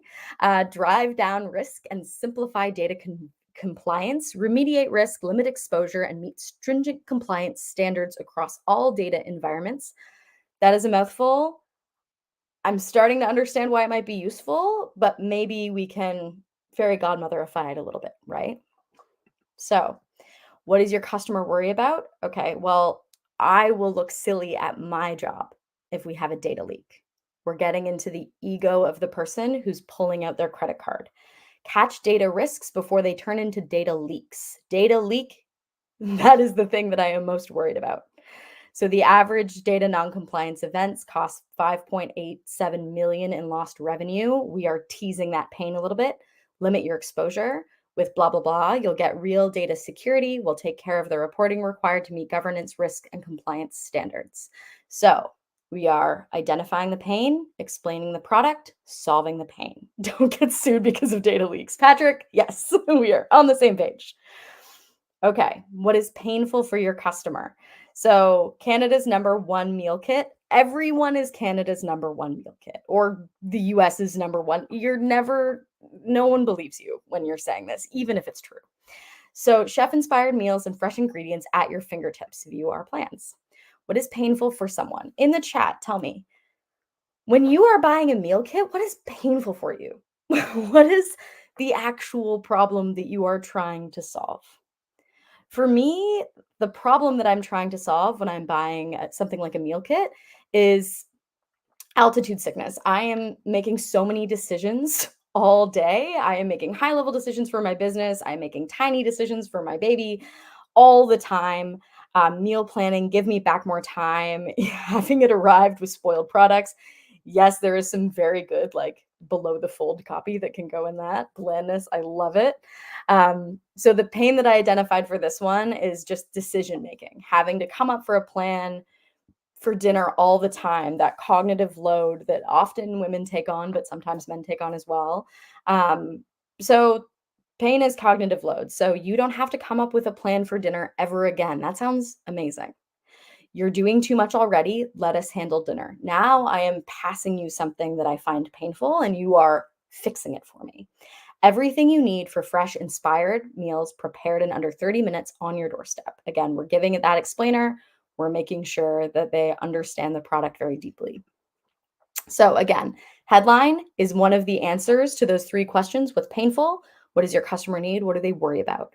Your first micro copy line or your second one, depending on how the flow works, is a short product explanation. What is the thing that you're offering? Dress, heels. How are you a fairy godmother? Micro copy line 2, how do you solve it? Magic wand moment, making sure that they're getting something incredible from you. So copy that sells resolves pain. And then you get to be the fairy godmother, which is like always the best character in any movie I've ever seen. So please go forth and write really wonderful headline and descriptor copy. This is where you can find me. Sarah, thanks for that discussion. Really appreciate your insights. You were just starting on the first question that I'll ask you as we get towards the end of this conversation on staying in touch with you. We'll get to that in a moment.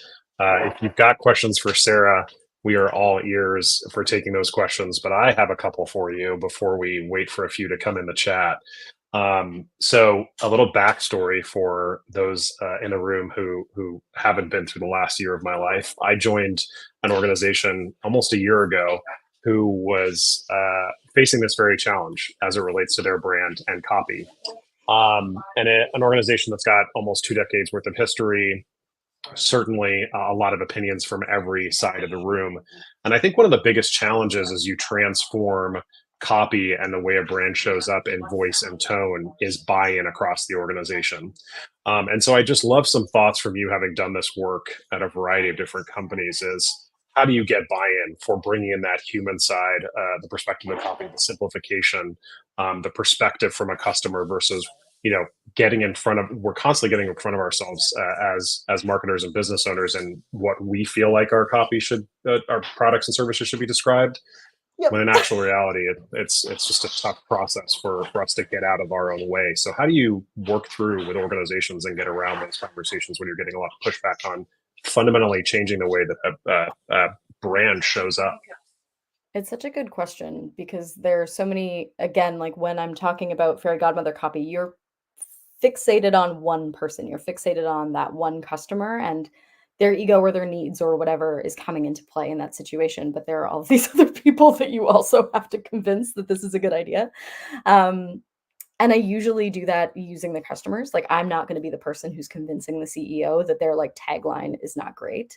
Mhm. I want the customers to be doing that. So that's where the customer research element of this comes in, and a lot of A/B testing so that you can show data back to the CEO because they might have really, excited ego tied in ideas of how this could work. But when they see the results, then they're like, oh, okay, so this is going to impact my revenue. If I don't take Michael's advice, I should probably take Michael's advice. Or I'm hearing from the horse's mouth directly from my customers that this speaks to them, that they understand the product now. Okay, I'm going to agree with my customers versus going out on a limb. Yeah. What do you do to bring the team along in that process, right? Because for us, this was a almost year-long process in redefining our brand, Oh, voice, so tone, and long. then bringing it to life, right, in the actual copy and the products, in our descriptions of our products and services. What's a thought process around a framework of taking a team from C-level down through all the parts of the organization through that evolution?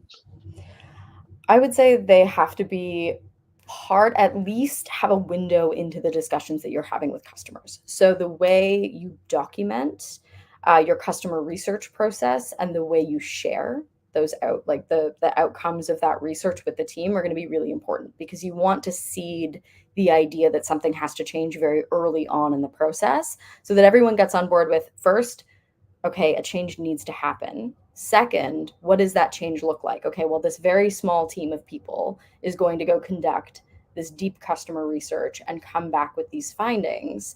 And then we're going to present options that we're going to A/B test. I think if you try to bring an entire organization in the entire process, you're never going to get anywhere. So there really does need to be that specialized team of folks who are closest to the customer and who are really great at communicating back to the larger team what those conversations have yielded. Yeah, such good insights there. Just want to encourage anyone, if you've got questions for Sarah, we've got a few more minutes with her before we pass the baton. I'll keep asking mine as well. As I, sort of had verbal diarrhea with you on how much I love your newsletter. How do you bring this framework into your newsletter on a weekly basis? I would just love to know how you build that from this sort of framework that you've shared with us today. Oh, it's such a different. So writing like conversion copy for marketing and then writing so my newsletter, which Michael was like so kindly gushing about, is politics and feminism. So like so different from marketing, like not at all related, but still very fun. I always am just writing what I need to hear. So if I'm like Mm. really frustrated about something that's going on in the world, I'll go deep and do a lot of research on it so that I can come with not just an opinion, but like an informed opinion. I did a master's in professional communications because I want to be a journalist. Like, I'm a nerd. So like I spend a lot of time researching the things that I'm talking about. And then if I'm not, if I'm not writing about politics, I'm writing about the thing that I need to hear and then hoping that that resonates with the folks on the other end. And very, very was so excited about what Anne talked about, because I think that's something that I'm trying to get better at, dropping people cold into part of that story and then finding how can it be about, a human experience, because that's what people relate to, but how does it make folks feel less alone? Because that's always the goal of what I want to do with writing, and what I think a lot of people want to do with writing is like, where's the connection of what's happened in my life or my human experience with like what we all need collectively as a community. So good, such good insights. There's a question here that I'd love to pose to you from I think Chloe Thompson. They write, "I love the way that you incorporated a statistic within the B2B H2. Have you received any pushback on doing that? If so, how do you counter? I've heard that it makes SDRs, sales development reps, nervous backing stats up." Thoughts there? Put it on if you can't back it up. Easy answer. It's the again, like, the fairy godmother is a benevolent character. She's never sketchy. She's bringing forth the truth and helping the character come to some sort of realization about their life or the truth. So I would say, like, if someone is worried about backing up the stat, don't use the stat, because you should be extremely confident that you can back up the things that you're promising. Yeah, great answer there. I think it's always worth giving shout outs to our fellow humans. This is a great one for you from Jason. Worth pointing out that in addition to the newsletter, I assume NL means newsletter, Jason, but correct me if I'm wrong, the Grow Class Master Growth Marketing course is outstanding. So shout out for the work that you and your team are doing at Grow Class there, right there. Thank you, Jason. That's so kind. Another question for you. This one comes from Malfair Marketing. And Christine, I apologize if I didn't pronounce that correctly. But for Sarah, quick commentary on the fourth element, the call to action. Anything around this framework as to how you drive someone to take that next step? Yes, such a good question. So a couple things, many things about calls to action. The first is be a human. Like, by now doesn't feel like I'm having a conversation with my fairy godmother. So what is the actual thing that's going to happen when they click that button? Because humans are afraid of unknown futures. So like, what are you taking them? Are they setting up an account? What are they doing? What's next? And then think through the objections that folks have to purchasing, to time consuming. I'm scared you're going to ask me to put my credit card in. Like, what are the reasons why someone would say no? And then, like, little line of micro copy, like tiny copy underneath the button, resolving one of those objections. So if it's, this is new software, I don't know if anyone's used this before, like, how many customers have you signed up in the last month? Like, put that in micro copy under that call to action.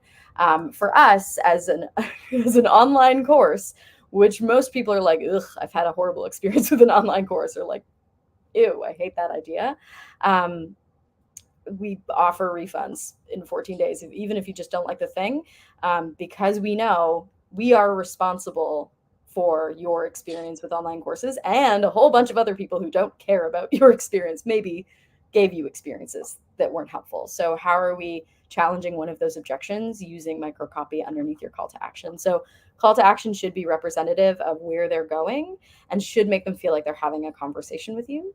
And then we should also use a line of copy underneath that button to resolve an objection that's easy to resolve. Yeah, I saw Webflow do this quite well over the last few months with some of their calls to action. If you're not familiar, Webflow, sort of a website builder, if you will, platform. They have dynamic text that happens underneath their calls to action.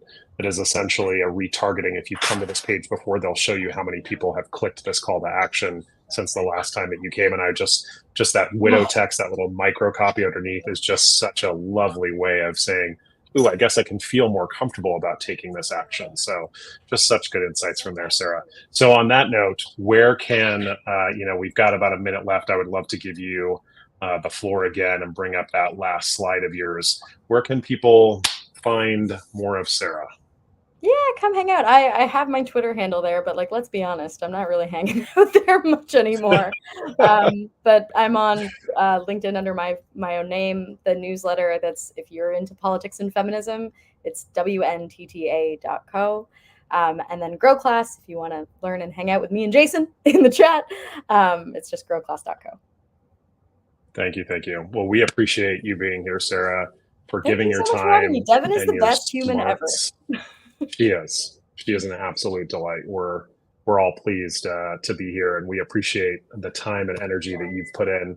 And with that, I'm going to let you carry on with your day and bring up our next speaker. So we'll say bye to Sarah, and I will bring up my friend and co-host. There he is. Acunzo is back on stage. How you doing? I'm good. I'm over caffeinated and ready. Let's do this. Over caffeinated. How many bourbons are we in at this point? So we're It's too many. caffeinated and bourbonated. Well, you know, if you go in one direction, you even it out by going in another. Some just stay steady. I got to ride this all day, There you go. every day. Up and down, up and down. The life of a parent, as you have shared with many of us, that journey, up and down. We won't go there. That's an entirely different live stream. Jay, do you have an updated total for us? I know you were sharing that in the chat. Put it in the I would chat. just love that. Yeah. I mean, obviously, like, I still don't understand math that well as a former English major, but I think when I refreshed the page, the numbers went up. So I think that was a good thing. We've added $1,000 more in donations. This is insane, people. We set out for $3,000 in 2 weeks. We've now raised $27,000. Oh my gosh. Thank you. That's the only phrase I have left. I kept using this hashtag in our chat with you, and I have closed the gap. For those of you that have been on Devin's mom's GoFundMe, Catherine's GoFundMe, they got to about 50K and things slowed down. And as our totals rose over the last few days, I kept saying to Jay, "We're going to close the gap. We're going to close the gap," and we've closed the gap. So that's an incredible thing. But I want to turn it over to you and get chat into your session.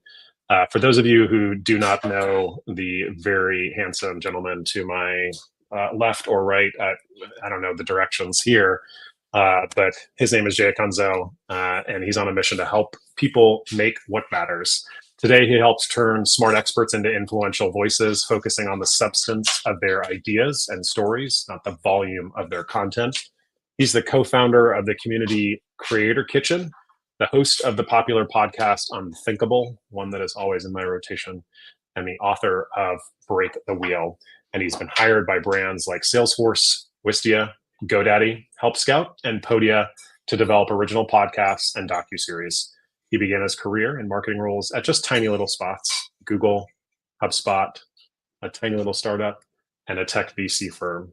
And he's going to talk to us today on all things how to make your story have the impact it needs. Jay, I turn it over to you, my friend. Thank you so much. We have to start today in a dark place. Every story needs an enemy, right? And so our enemy today, the shared enemy, I think all of us in the chat, all of us watching later have, is commodity content. We're all familiar with this. I can get it anywhere, and I guess you're anywhere. And perhaps some of you are familiar with the idea of the content hamster wheel.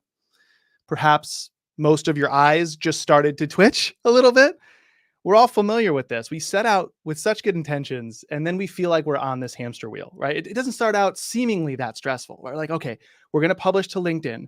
What is the best time to post to LinkedIn? Well, there's a report out there that says 9 a.m. So we're going to post to LinkedIn, except guess what happens now?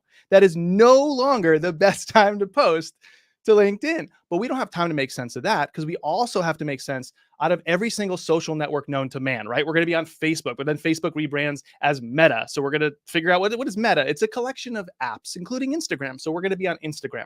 I'm old enough to remember when Snapchat came along, basically as an Instagram clone. So we were all doing the same thing on both apps. Well, now that's TikTok, right? TikTok's leading the way. Instagram's behind. We're going to do the same thing in one place, same thing here, same thing there, same thing everywhere. We also have a podcast. The podcast can't just be audio, though. The podcast also has to be video. So we're clipping our podcast into all these videos, but now we're making bespoke video on a YouTube channel, on our website. But email is the most defensible marketing channel in the world today. But why are people out there saying email marketing is dead? That makes no sense at all to me. But I don't have time to make sense of that, because along come all these crazy trends. Like, what is product-led growth, experience-led growth, introducing event-led growth, content-led growth, customer-led growth? People, how many things are going to lead growth?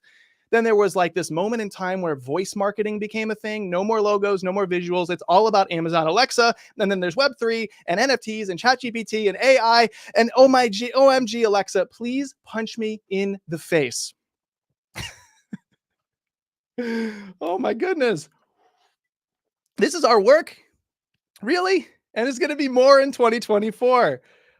I called the presentation Be Their Favorite. I could have called it something else.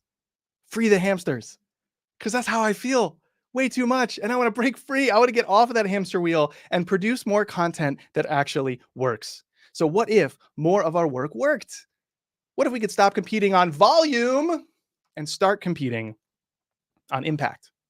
Well, the impact of our content is directly proportional to two things. Its value and its originality. And you can actually plot how you're doing on a visual framework that I created called the Idea Impact Matrix. I built this together with Melanie Diesel, a wonderful marketer, speaker, and author in her own right. Together, we both launched the Creator Kitchen earlier this year because we wanted to build community around people like us that value substance over hype, that want to create things that are higher value and more original to anchor our businesses through our content.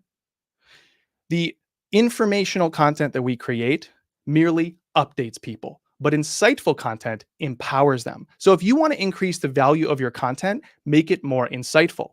On the low end of the value spectrum, you have stuff like, what is AI? But on the high end, you have stuff like, how do I use AI if I'm a small business, B2B marketer with a brick and mortar component to my business? Or on the low end, the backstory of Anthony Bourdain. On the high end, what made him such an amazing storyteller? The 6 fastest growing brands today, why are they growing so quickly? If you want to make your content more valuable, make it more insightful. Likewise, we can plot the spectrum of originality from general to personal. I think about it like this. AI is trained on the content of the internet, but you are trained on the content of your life, and nobody else has access to that.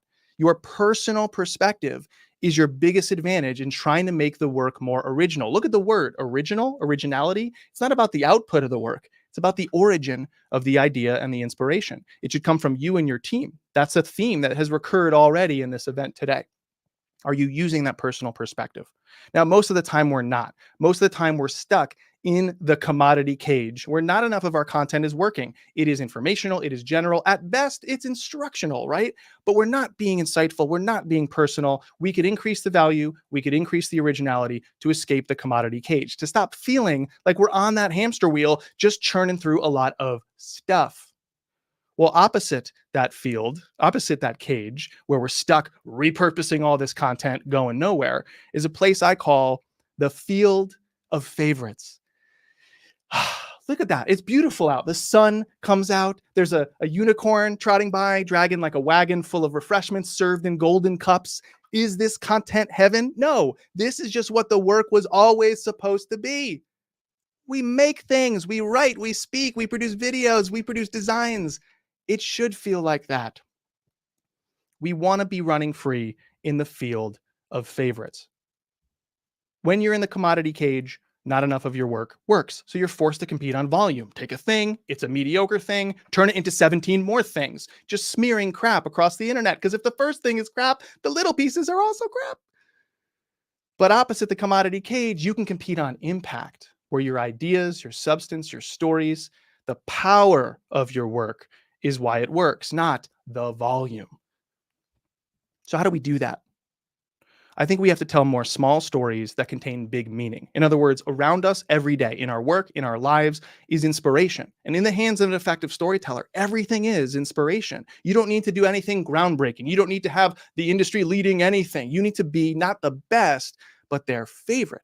And you can do that by drawing from all these tiny little instances all around your world to tell stories that are either illustrative or illuminating of some kind, a metaphor, an anecdote, a narrative, whatever your style. It can be vulnerable, it can be whimsical, it can be funny, but it just has to be you. Tell small stories with big meaning.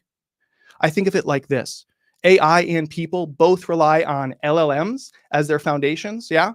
AI has large language models. People have little life moments. I know, I'm proud of me too. Yeah, that was a good one. I know it when I see it. That was a pretty good one. It was pretty good. I'm proud of me too. Let me tell you a story to show you how this works, how to draw on your LLM to increase the impact of your work, regardless of the volume of it. This is Michelle Warner, and she is a coach and an entrepreneur who helps other entrepreneurs build their businesses based on relationships, not endless traffic. When Michelle began her work, she was indeed stuck in the commodity cage. She was publishing articles like this. Here's the headline and the first line: How to be intentional with your business connections. Anybody could write that. I talk a lot about intentionally building relationships and connection and keeping it a consistent blah, blah, blah, blah, blah. Commodity content. She was stuck in the commodity cage. And when that's us, when our work isn't working, I think we all have a similar response. We think, well, we want more results, so we better reach more people. And this never made sense to me because we can all reach some people now, whether that's 5,000 people or 5. And those people know, like, and trust you already. And the people who already give you that benefit of the doubt, who already engage with you and like you and trust you, they're signaling to you that your content isn't working, that it's not good enough. And when we see that, we go, well, I better put it in front of way more people. That makes no sense. We think we have a reach problem and that'll solve all of our marketing issues. But in reality, we have a resonance problem. Reach is how many see it, but resonance is how much they care. And no amount of reach guarantees they'll care. It's its own unique skill that we can master and need to, because if it doesn't happen for us, if we don't resonate, in other words, if they don't care, they don't act. And if they don't act, we don't see results. Resonance drives results. So the next time you want more results from your content, don't think I got to reach more people. Think I got to resonate deeper. If you're telling me you are, the reach gets a lot easier. Michelle today resonates with her audience, but she's not doing it through content like this. She's doing it through content like this, which came in through her newsletter this summer. This was her best performing email in months. Apologies for some of the weird animation glitches here, but let me read to you what she wrote. Pop quiz. What's the first thing you should do when you're sitting on your couch late on a Saturday night and out of nowhere, a bat flies overhead? I don't know, but please continue. Answer, what did I do? Not what I did. So what did you do? What did I do? I Googled, obviously. And she tells the story of how all the results and advice was mixed. Sound familiar? And then she gave up, slept at a friend's house, and the bat flew out of an open window. The next morning, she says on the right, when I could think more clearly, I realized I'd fallen victim to my own trap. I chased strategy, demanded immediate results instead of prioritizing sequence. She worried more about what to do instead of the order in which to do things, which is always the wrong choice. Think sequence over strategy, not strategy over sequence. Sequence first, always. What an incredible insight. It's more valuable than something that's merely informational or instructional. And she goes on to give us some instructions too. And what an incredible personal anecdote. It's more valuable, it's more original, and it didn't require any new resources, didn't need more budget, barely needed more time. And the responses were outlandish, were amazing. This woman in the front here said thank you to Michelle 5 times in 6 sentences. She even uses the word resonant to describe Michelle. What if people thanked us too? Running free in that field of favorites. That's what happens when we create from that different place, not on the hamster wheel.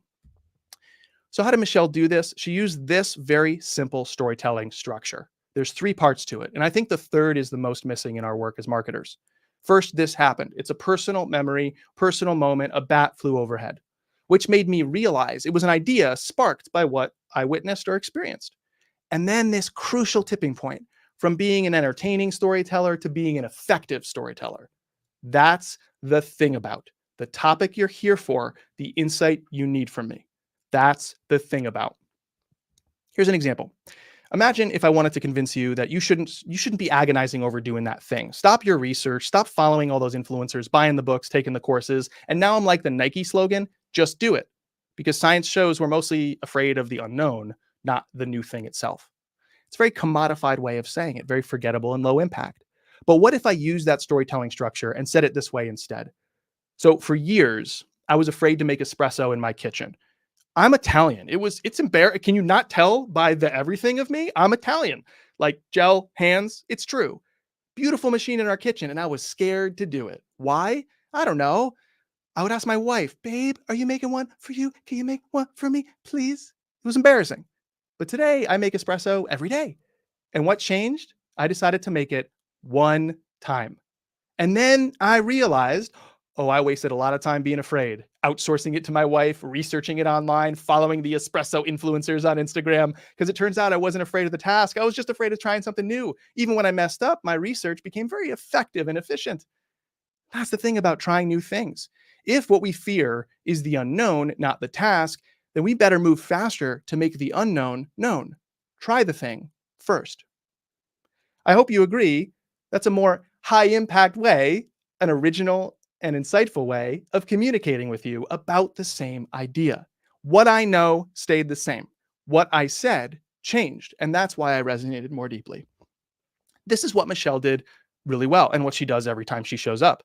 This happened. A bat flew overhead. What did I do? I Googled it. The advice was mixed. My panic set in, just like you. You're relating to these emotional stakes, even if you've never been in those same exact situations, which made me realize she uses the word realize. Well, that's the thing about, in her case, an implied lesson that comes through in all her work, searching for solutions as an entrepreneur. That's the thing about finding solutions. Think sequence over strategy, not strategy over sequence. Sequence first, always. Listen, this isn't about creating content. This is about creating connection. That's the thing about is a prompt. It prompts us to move others from the action of a story about anything to the meaning where we align and connect. And that is why our stories resonate. That's the thing about storytelling. Whether you're a marketer, a creator, an executive, a practitioner, writing a blog post, hosting a podcast, tons of budget, no budget, in the same constraints, in the same job, without needing to change your goals or secure permission from anybody, we have the same opportunity. When our work matters more, we need to hustle for attention less. Tell small stories with big meaning to get off the commodity cage, to get off that hamster wheel and run free in the field of favorites. Don't market more, matter more. Don't be the best, be their favorite. Thank you so much. You are all my favorite people for what you're doing today at this event for Devin, one of our favorite people. So thank you, thank you, thank you. Thanks, Jay. Questions for Jay, feel free to pop them into the chat. We'll give him a moment to grab a little water, rest his voice, but would love any questions from the audience, all 150 plus of you that are here. But I think the first thing we should do is find out if you have trademarked or is there a pending copyright of Little Life Moments? I think that's the first question. Someone mentioned that in the chat. Just want to make sure you're working on getting that IP protected. No, I'm working with like a local vendor here in Boston to begin skywriting that with my name across the sky, just so we can ensure it'll be a weekly occurrence. So look for that in a sky near you. No, I don't believe in trademarking pithy phrases or things like that. I don't know. That just feels like a scarcity mindset. I want my ideas to spread more than anything. So Indeed. And I had this happen to me recently. Someone cited that in a LinkedIn post, and a friend of mine who reads me, someone who's a kind of a virtual friend that I, encountered a couple of times, they chimed in on my behalf in the comments and said, "Hey, this is actually a quote that we hear a lot from Jay. You maybe want to cite him." Great. That's all I need. There you go. That's all you need for sure. The next thing we should probably talk about is gel and hands and the Italian reference. Italian mode activated. Yeah. Indeed. You mentioned something on LinkedIn, and I want to follow up on a question because it's relative to the conversation around honesty and creating resonance. Can you talk about the importance and impact of making sure you are more honest with yourself and why that plays an important role on resonance? That was my latest newsletter edition. It was about a lot of people will talk about like all the things you need to do, all the hand wringing that goes on to like create and optimize and distribute content. And what it ignores is content is the tip of the iceberg. It's the output of a lot of internal work that happens in your head and your heart. And at risk of sounding too woo-woo for some, I've always applied this to a business lens, right? A lot of the work comes from think time, strategy, moving through the world, observing yourself making coffee and feeling how you feel. And I remember there was a moment in time where I was giving a lot of speeches and they were falling flat. And a friend of mine, Andrew Davis, pulled me aside and he goes, "Your ending isn't right. How do you feel about marketing right now? That's what you're trying to sum up." And I just told them from a position of like posture. I was like trying to like, okay, this is what I would say. So people will like me or people will respond. And he was just like, "No, clear that away. How do you actually feel?" Right. And he got me so annoyed that I felt annoyed at him, but then I redirected it to the topic at hand. It was like, I just unleashed a mess of emotional stuff. And somewhere in there was the gold. So I think we need to be more honest with ourselves. Speak the unspoken. You observe a problem out in the world. Everybody seems fine with it and you don't. I guarantee you when you raise your hand to speak to it, people go, thank you, finally. I mean, that's the only reason I'm here right now, personally, with anybody who cares about my work, is like I started out as a very petulant marketer, just being like, really? Come on. No, this is crap. The thing is, the original piece is crap. Why do you make tiny bits of crap and call that market? What are we doing? Right. So being more honest with ourselves about how we feel about the problem we're here to solve, or with our teams about that's where you unlock your actual unique perspective. Right. So the question is, can you be more honest with yourself? But really the deeper, more applicable question to the work is, how do I really feel about this? And I don't think we're thinking about that when we're on that hamster wheel. We don't have a crisis of resources, right? Or even a crisis of like too many channels or things. Like, we have a contemplation crisis. We're not giving ourselves room in our lives. We're stuffing everything in the workday and everything in our lives full of stimuli. It's the people that are more considerate, the people that have like actually felt honestly about something. Those are the ones that stand out. And that's how you do so through substance. It's like, I'm trying to solve a problem in a refreshing way, versus standing out through stunts, which is like, we're sending our product to the moon and here's a viral video. And it's like, to John Bernini's point earlier, the definition of that campaign is it dies. So sustainability, audience growth, being known for something, all these things get better when you differentiate because you resonate, not differentiate because you pulled some random stunt. There's a question here from the audience. Can you talk about how this approach can be used to refresh and or repurpose existing content? Yeah, it's sort of like the 1-2 punch of like, it has to be boring or hamster wheel is SEO and repurposing content, right? So the first and most important thing that I think through is, what am I trying to say here? Like, what is the before and after moment with I'll use an example, newsletter, right? And when I go to repurpose the newsletter, I'm basically just going to give away little bits of my ranting inside the newsletter onto LinkedIn, right? Think about it like, it's easier to get people to agree to buy the full bottle of wine if they've had a little sample first.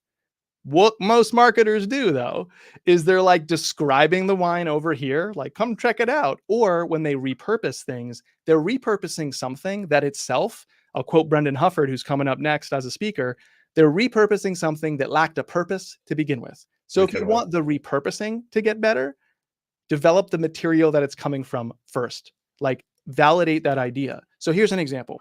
Before you create some high friction thing, I talk about podcasts a lot with my clients. Before you launch the podcast, launch a pilot. Before you launch a pilot, write some articles. Before you write some articles, post on social. Before you post on social, have some conversations. And every step going in reverse, when you get a little higher friction, what you're looking for is a small number of people reacting in big ways. I call that URR, unsolicited response rate. I didn't prompt them like a YouTuber. Who do you think will be the next big marketing personality? Leave a chat. No, I'm just saying, here's my work. Did it compel you to reply? Because if not, I have a resonance problem and I have to re-engineer how I articulate this idea. Or I say, well, I guess the idea itself isn't right, right? So that's the decision tree you go through. Here's the thing. Did they respond passionately? No. Was it the idea that was the problem, or how I articulate the idea? Then I'm going to move to something bigger and something more expensive to make, and on, sort of up the mountain, right? So the last thing you do is like update the homepage, launch the podcast, all those big things. I'm using my creative practice to ensure the idea itself, void of the content and delivery vehicle for the idea, is resonating with people. Now I know the big thing carrying it to market, the essay, can turn into little things helping people discover that, the repurposing.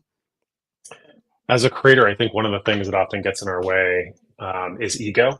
And I would love your thought around how you put ego on one side of this conversation and resonance on the other. Because I think sometimes creators can have a sense, a disconnected sense of how much their content is or is not resonating. And I'm curious how you deal with that sense of ego around, a creator who believes they're an expert in a certain topic or a certain thing. How do you balance ego and resonance together? Great question. I don't think I've ever been asked that too. I would say, don't let your ego out of the cage. So there's two versions of this. There's the people that are consumed by ego, and then there's people that actually aren't using their ego enough. Let's start with those people, because all these wonderful humans watching this, either live or later, I think they're in that camp. You have imposter syndrome, or how could I'm not the world's foremost expert, or I don't have an audience, or whatever. Let the ego out of the cage a little bit. Let it paw at the world, right? And on the other extreme, put it back in the cage, but give it a little bit of leash, right? So here's how I think about it. I'm not a marketer. I'm a stand-up comic. And what a stand-up comic does is they have conviction. There's the ego that A, you will listen to me and I have something to say. And B, I have something to say about this specific thing. This observation, this joke, this story is worth putting on a stage. But as soon as they're on the stage, it's democratized. Is this anything? That's the name of Seinfeld's book, because that's what you're doing. That's what I'm doing. My content is not me saying, here's my expertise. It's much more me being an explorer to try and say, is this anything? Here's how I feel. Like my favorite quote on storytelling comes from novelist Kazuo Ishiguro when he says, this is how it feels to me. Can you understand what I'm saying? Does it also feel this way to you? And if the answer is no, let's have a conversation. So everywhere I show up, I'm not looking to convert the audience. I'm looking for a feedback loop from the audience. Sometimes it's just in my head because I got a chance to write it. And in the mess comes the meaning. That's why I get disheartened when people outsource the messy parts to a tool, because I'm like, no, that's where you find all the things that make it sharp and good in you, right? So sometimes the feedback loop is just drafting into improving it. And then out in the world, I'm looking for the feedback loop too. So it's a very humbling thing, is my answer, to take the posture of an explorer, because you're not like this calcified expert who knows all. You're like, hey, I got a big question or a big problem out here, and I'm going to try and produce a little bit of work here that puts in front of you my perspective. And if you don't respond to it, I need to engineer a different packaging for that, different ways of saying it, or I need to drop this idea and pursue something else. So I don't think you can help but be humble if you do the work of an explorer. If you're trying to be the world's foremost expert, again, be the best instead of be their favorite. Yeah, you can let your ego run wild, and that's a problem. This is why I love Jay Acunzo, because he took what I think could have been a very tough question and gave us just an extremely insightful answer. Thanks, that man. I know a lot of that is resonating, for lack of a better term, with a lot of the audience here. I've got a couple minutes more with you. Would love to ask a couple more questions. This one comes from Strata Smith. How do we get buy-in on quality? Excuse me. Yes. How do we get buy-in on quality versus quantity? Yep. Especially when volume is the benchmark. Sure. What do you mean by quality? I mean, let's start there. I don't think that that's a navel-gazing question. I think it actually matters. And then the second, I'll address that in a second. The second question is, you're not getting buy-in on quality versus quantity. You shouldn't even be getting buy-in on like how you get to where you're going. You should be getting buy-in on, can I get you a better result, boss or client? Right. So let's start there. And then we'll go back to, please hold me accountable, Michael. We'll go back to the first thing of how to define quality. I think a lot of us, because we think we know or we do know, the idea is this, the better version is this, the thing I want is this. When we pitch that to people, we're going way too fast. I call this the green smoothie problem. Imagine you've never seen a green smoothie or tasted one before. It looks gross. And so we're taking a cup and we're like, here, Michael, I want you to drink this. It's a green smoothie. Do you want to drink it? And now you're asking questions that sound like our boss or client who doesn't get it. You're like, is there any social proof that others are doing this? Bad way to be different. Oh, I remember that. It's like this tastes gross though. My gym has these little like germ grass or something shot. Ew, no, right? You start to anchor to preconceived notions because you, the creative person, have done a bad job helping them see what you see. You've created an information divide, and now they're trying to close it with preconceived notions or external validation, right? And so you're back on the hamster wheel doing the commodified stuff. But far better than saying, here's the green smoothie, you want to drink it, is for me to say, Michael, you told me that you want to be healthy in 2024. You also told me that you've tried all these like snack bars and diets and all these things, and healthy foods seem gross to you. Here's what I'm thinking. I took some kale and mango and pineapple and coconut oil and blah, blah, blah. We have a blender in the kitchen already, so it didn't cost me any extra to whip that together. And here, it's a green smoothie. Want to drink it? And now you also get two reactions, but they're productive. Either, oh, I see it now. Thanks. Yeah, let's do it. Or, I don't like kale. Can you remove that? Right? Because you've laid out your road to, I started from a place of alignment. It's your goal. I want to help you get there better. I think I found a way. Also, you've been trying to get this goal in many ways for maybe many years. I'm acknowledging the status quo and maybe even pointing out some problems with the status quo. Well, here's what I'm thinking. Let me let you in on my process, which is vulnerable for us. We're laying out our ingredients on the table, and then we're giving the person on the receiving end the option to either say yes or no wholesale, and we can follow up as to why and point to the ingredients, or at least like have an objective conversation, because it's not me versus you. It's we're solving the same problem up on the board. Here's my method for doing so. You know all the inputs. What do you disagree with up there? And no problem. I'll take out the kale. Okay, we can pilot the show instead of launching 5 or whatever. We have a productive conversation.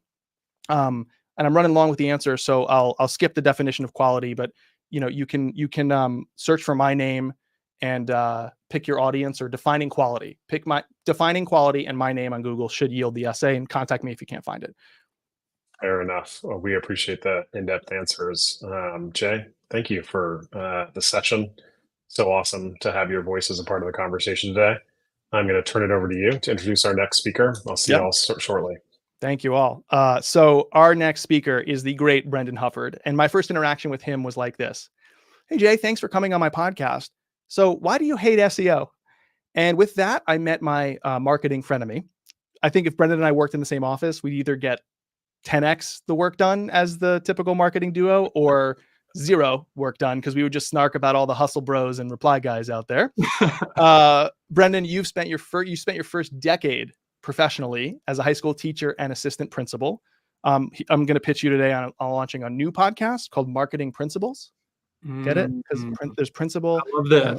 Principle. So anyway, so Brendan left teaching and started in the SEO game, leading that for 2 agencies, then led growth marketing for Active Campaign. And in 2021, you founded Growth Sprints, where you work with SaaS companies, helping them scale from $10 million to $100 million ARR. Brendan, you're here to share your framework for developing content IP, intellectual property. Without further ado, take it away, my friend. Jay, real quick. This is my nightmare, by the way, having to follow you speaking. This was a terrible decision. I'm so nervous. We're going to see how this goes. I'm so excited. All right, cool. First, I want to show this. This is our all of our mutual friend, our marketing BFF, Devin and I.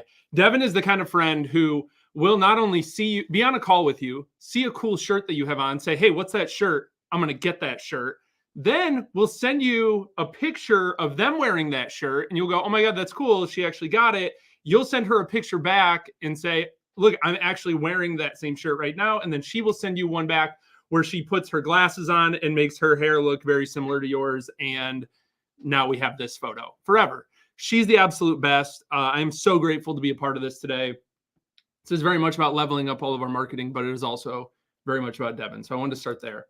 Today, we're going to talk about content IP.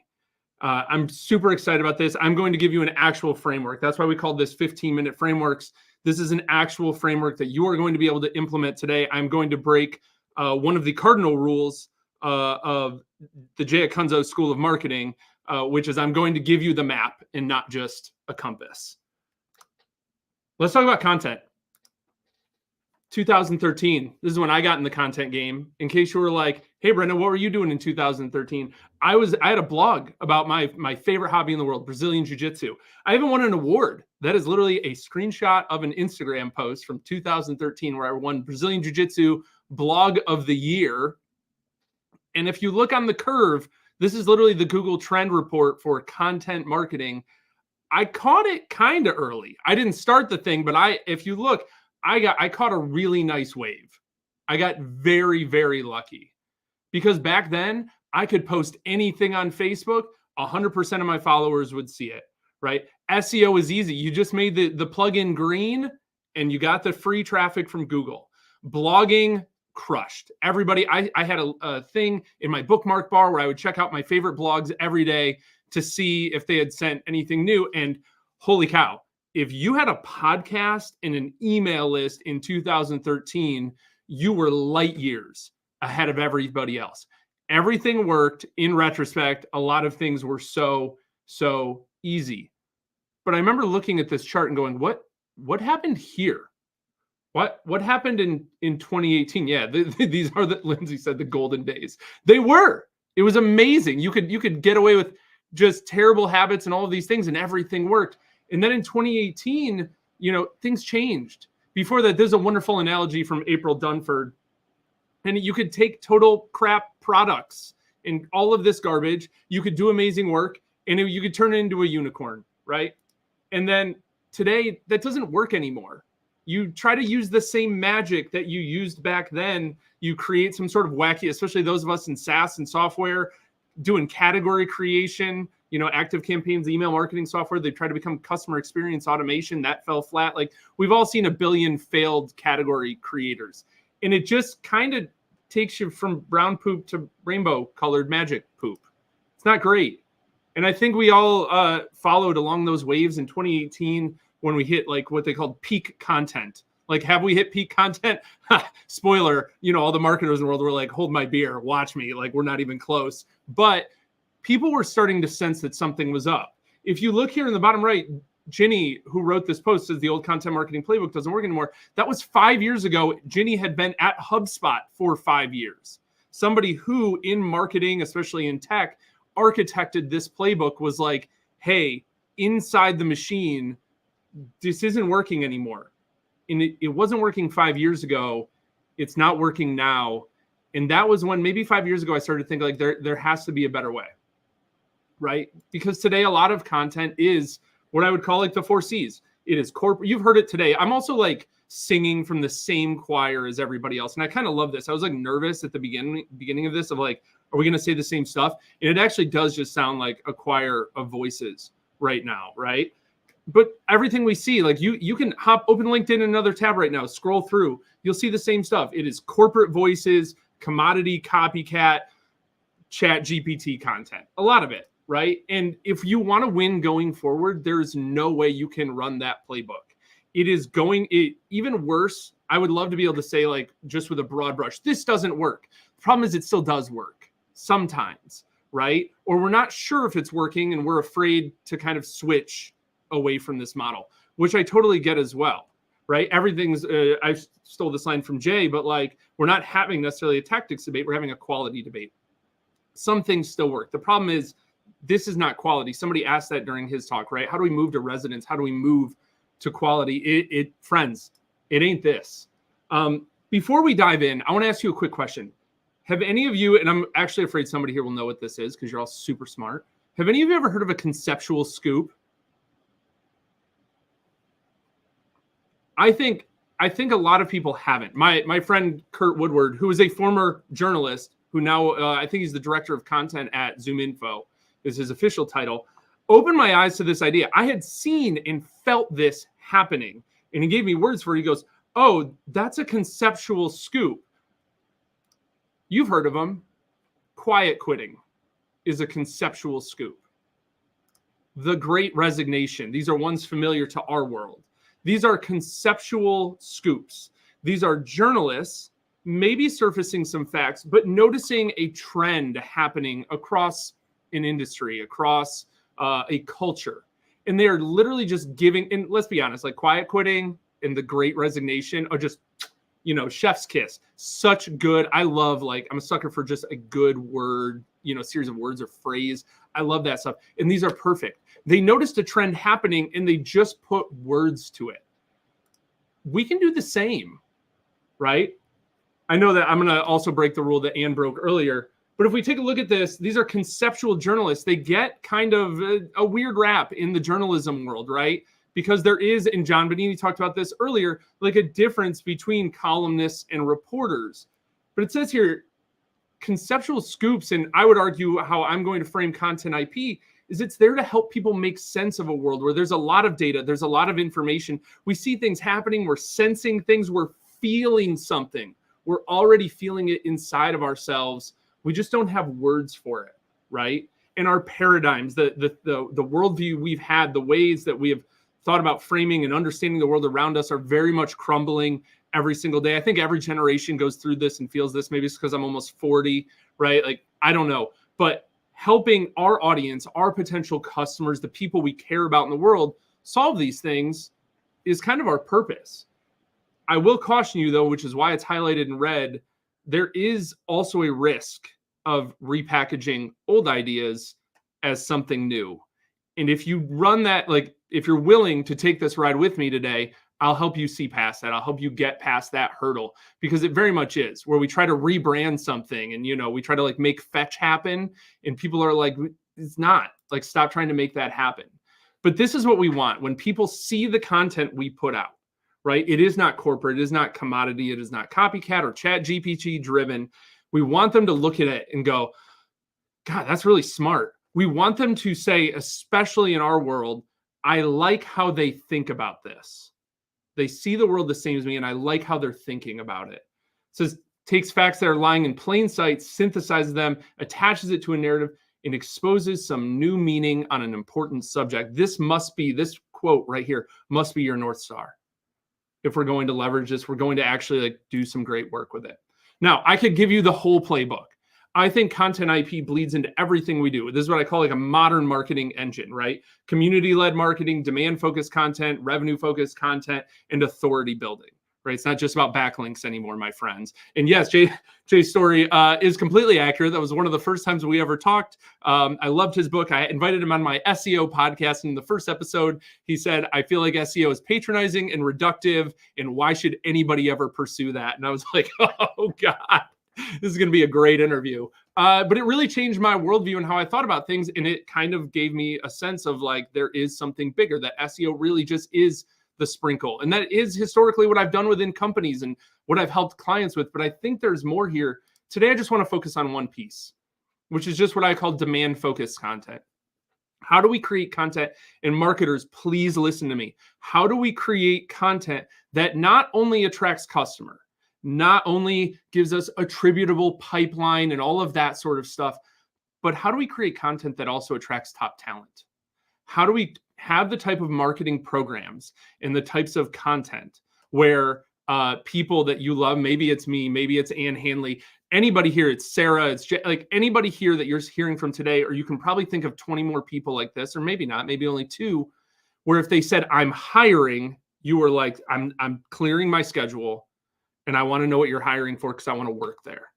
How do we create a pipeline of talent that wants to be our collaborators, that wants to be our friends and our peers, and wants to work for us if we are a leader within a company, right? This has that effect too. The way we get there is and also if you're a data-driven marketer, you can steal this slide. If you ever, this is a question I've seen pop up a bunch, is like, how do we attach, like how do we get buy-in for these things? And there's been a lot of like great advice given so far. But if you're like the people that you're reporting to are very like, I need to see some metrics here. Like, I don't know why I did that weird voice, but like if they need to see some metrics for whatever reason, you steal this slide. All right. Here's the framework. I think most frameworks, this is your classic like Twitter or whatever. I don't know. I hate that platform, but like the 99% wrong thing we were joking about earlier, like this is it, right? Where they're just like, it's like, do a thing, yada, yada, yada, money, right? Like draw the rest of the freaking owl. That's kind of how it is. So I'm going to actually give you the in-between steps today.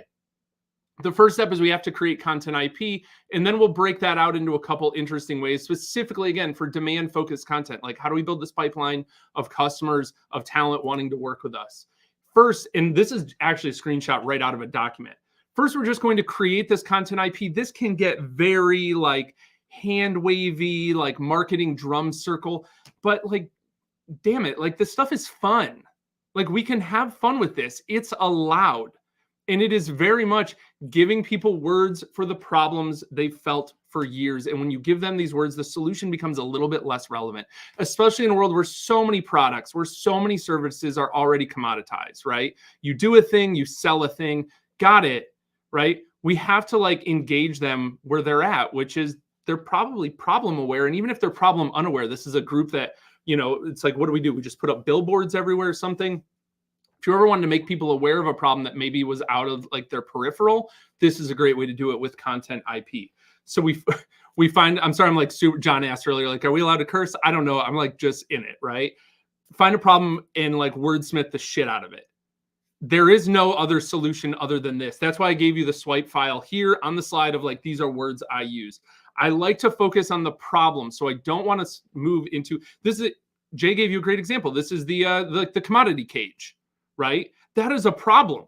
And now we have words for it. When we're producing commodity, you know, I just feel like my stuff, like we can all explain that long form, or I can just start saying commodity. You know, I'm stuck in the commodity cage. And then people that want to work with Jay, people that join Creator Kitchen, him and Mel's thing, that's amazing. They'll say things like, they'll start to see it in there of like, oh, you know, I'm joined because I want to break out of the commodity cage. I just feel like I'm like, all my work is living there.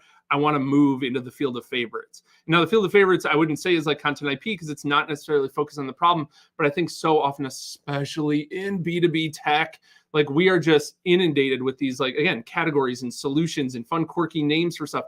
And we don't spend any time on the problem. So we're going to work on giving that a phrase. I love it. I like to keep it punchy.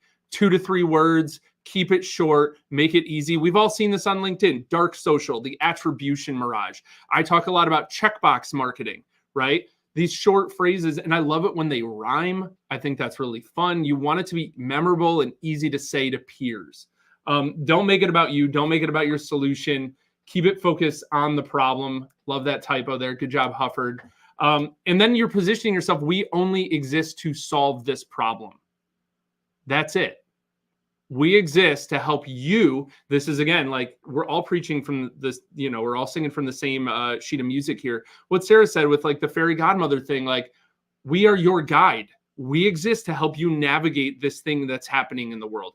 Imagine if like from a conceptual standpoint, we exist to help you navigate this like quiet quitting. We exist to help you navigate the great resignation. If you're in HR software, that would have been amazing positioning when those things were going on. Let's talk about how to actually do this. The first thing is we just want to make content about the problem. Resist the urge to be like, here's 7 steps to solve it. Don't. Just talk about the problem. That's it. I know as marketers, we want to do the like how to and everything. There's a place for that. And I did that. You see some of this here on the left was like, here's how to solve it. And I'm just giving them my framework. Same thing here. I'm just like, here's like the problem that I see happening, which is very much what I'm talking about right now. And then I evolved to what you see over here on the right. I just combined right and left into one word. Over here on the right, which is, everybody kept saying like B2B is boring. And I'm like, it's not boring. What makes it boring? And I sat down, and Jay talked about this too. I gave myself time to freaking think about it. When we are so drowning in checkbox marketing, production, volume, go, more, we don't have time to think. That's one of the biggest things that marketing leaders can do right now to help out their teams is like give them thinking time, creative time. It's hard. We're going home and we have kids and families, and we don't want to necessarily like have marketing be our whole lives. But if our only thinking time is in the evening after work, after our production time, which is all of our 100% of our work hours, we're not going to come up with anything insightful. And I just noticed like B2B is boring because of this, because that's what's happening. And look, 37,000 impressions. And I'm not like a reach person, but this is very much reach happening because of resonance. Because the comments from Ronnie, who might still be here, he's hanging out earlier, from VPs of marketing, from people I respect, like the people that I've shown here that commented on this are people I really, really respect a lot. And when they're commenting on this and they're like, this has been, like it says, this has been my frustration for years or for a long time. Boom, I got it. I gave them words for something they have felt for a very long time. And that's all I'm trying to do. The second piece is solve the roadblock. Most marketers miss this. Once we have the problem and we've created IP around it, and we're talking about the problem a lot, help them understand what the first roadblock is. Most marketers skip that. We're just like, here's 7 steps. Once they decide, and I love it, this is how I know we have like the best group here today. People keep asking about buy-in. We're asking about the roadblocks. Hey, I want to do this. I think I'll run into this problem. Help me navigate it. Do this in your content. Once you're bought in on the idea, potential customer or audience or whoever you're talking to, once you're bought in on this, here's the roadblock you're going to run into. In the world of, and I made mine satire where I was like, this is how my DMs go. They say this, I say this. They say this, I say this. And I'm literally just going through the roadblocks, right? Same thing over here. These are myths. These are roadblocks you're going to run into. I even ended up creating a template out of it of like how to explain SEO to your CEO. Most CEOs struggle in some ways with marketing in general, but imagine getting myopically into SEO, which is of course like my core background. That's a nightmare. And most people are really bad at explaining it, right? That's going to be the first roadblock to your problem. If you want to pursue SEO, like explaining it to even explaining to other marketers is hard. Never mind people who are not marketers. Like I said, give them a template. I created this I am SEO framework. It's intent, it's asset, and it's medium, because that works on any search engine. YouTube, Google, Pinterest is a search engine. They're like any search engine. What is their intent? What are they looking for? How are we going to give it to them? What's our asset? And then the medium, how are we going to optimize it for that medium? Great. It was just my step at the time. And again, I was really focused on SEO when I was creating a lot of this stuff.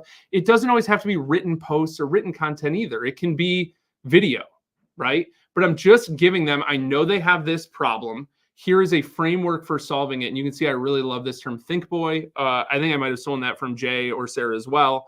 I think we called them thread boys on LinkedIn or on Twitter previously. But like, I noticed, again, I'm starting both of these. You hear them say, talk to customers. You hear them say, build a community. Nobody's telling you how. Here's how. And some of these ideas are not even mine, right? Like Alexis, one of the Reddit co-founders, like heard a really cool framework from him. So like put it in here, that sort of thing. The next one is a customer case study. I helped this customer do this thing. I exist to help you solve checkbox marketing, to break out of that, create a modern content marketing engine within your company. Here's how I've done that. And I'm just showing, and I'm starting sometimes even with story. I was so intimidated to work with this founder. And like Jay said, like there is hooks in here, right? There are things like I'm still, and I hope this is like, okay, if we're transparent, this is a safe space, right? Like I'm still evolving my craft. I'm still working. I love it. John McPhee, a really amazing writer, has a book called Draft Number 4, where he draws this circle that Ann was talking about earlier with like a story, right? You're beginning to end. And sometimes you just drop them in the middle, right? I'm not going to start with like a metric or whatever. And yeah, there's a lot of up and to the right graphs because it's optimized for the platform, right? I know that stops the scroll. It makes you be like, wait, what is going on there? It makes you ask a question. It creates that like open loop. The last piece here is just like a high level, interesting insight. It doesn't have to be from your customer. This is where we get into conceptual scoop territory. Again, I have to keep backing up. We've created this IP and we're staying focused on this problem. But how have other people solved this problem? Maybe you haven't worked with them, but maybe, and this would be a good example, like, again, we're all singing from the same sheet of music today for the most part. Like maybe I share quotes from other people. Like Sarah said this, Jay said that, Ann said this, like John Bonini said, like I'm sharing other things. It may not be my ideas necessarily. I'm just being a reporter. I'm being an explorer, as Jay would say. You can see, just like a meta moment, you can see in all of these, like I keep moving my mouse, like you all can see my mouse, sorry. But you can see my headline on LinkedIn for so long has just been exploring what works in SaaS marketing and sharing it along the way. I just want to be an explorer. I just want to be a guide alongside of you, exploring these topics. So again, my go-to checklist is create that content IP, leverage conceptual scoops, look at, and you've heard this a couple times today, look at what journalists are doing, look at media companies, get outside, especially if you're in this like myopic world of SaaS marketing, get out of that. Look at streetwear. I love this brand called The Hundreds. I'm obsessed with them. Like, look at what other industries are doing, what's working there. Create that IP around the problems your customers have, and then break it out into problem, roadblock, template, customer case study, and a high-level, interesting roundup. I'm sure we'll talk a little bit more on how we can connect, but if you want to be friends, we can be friends on LinkedIn. We can be friends on Threads. I also have a newsletter. Appreciate you all hanging out.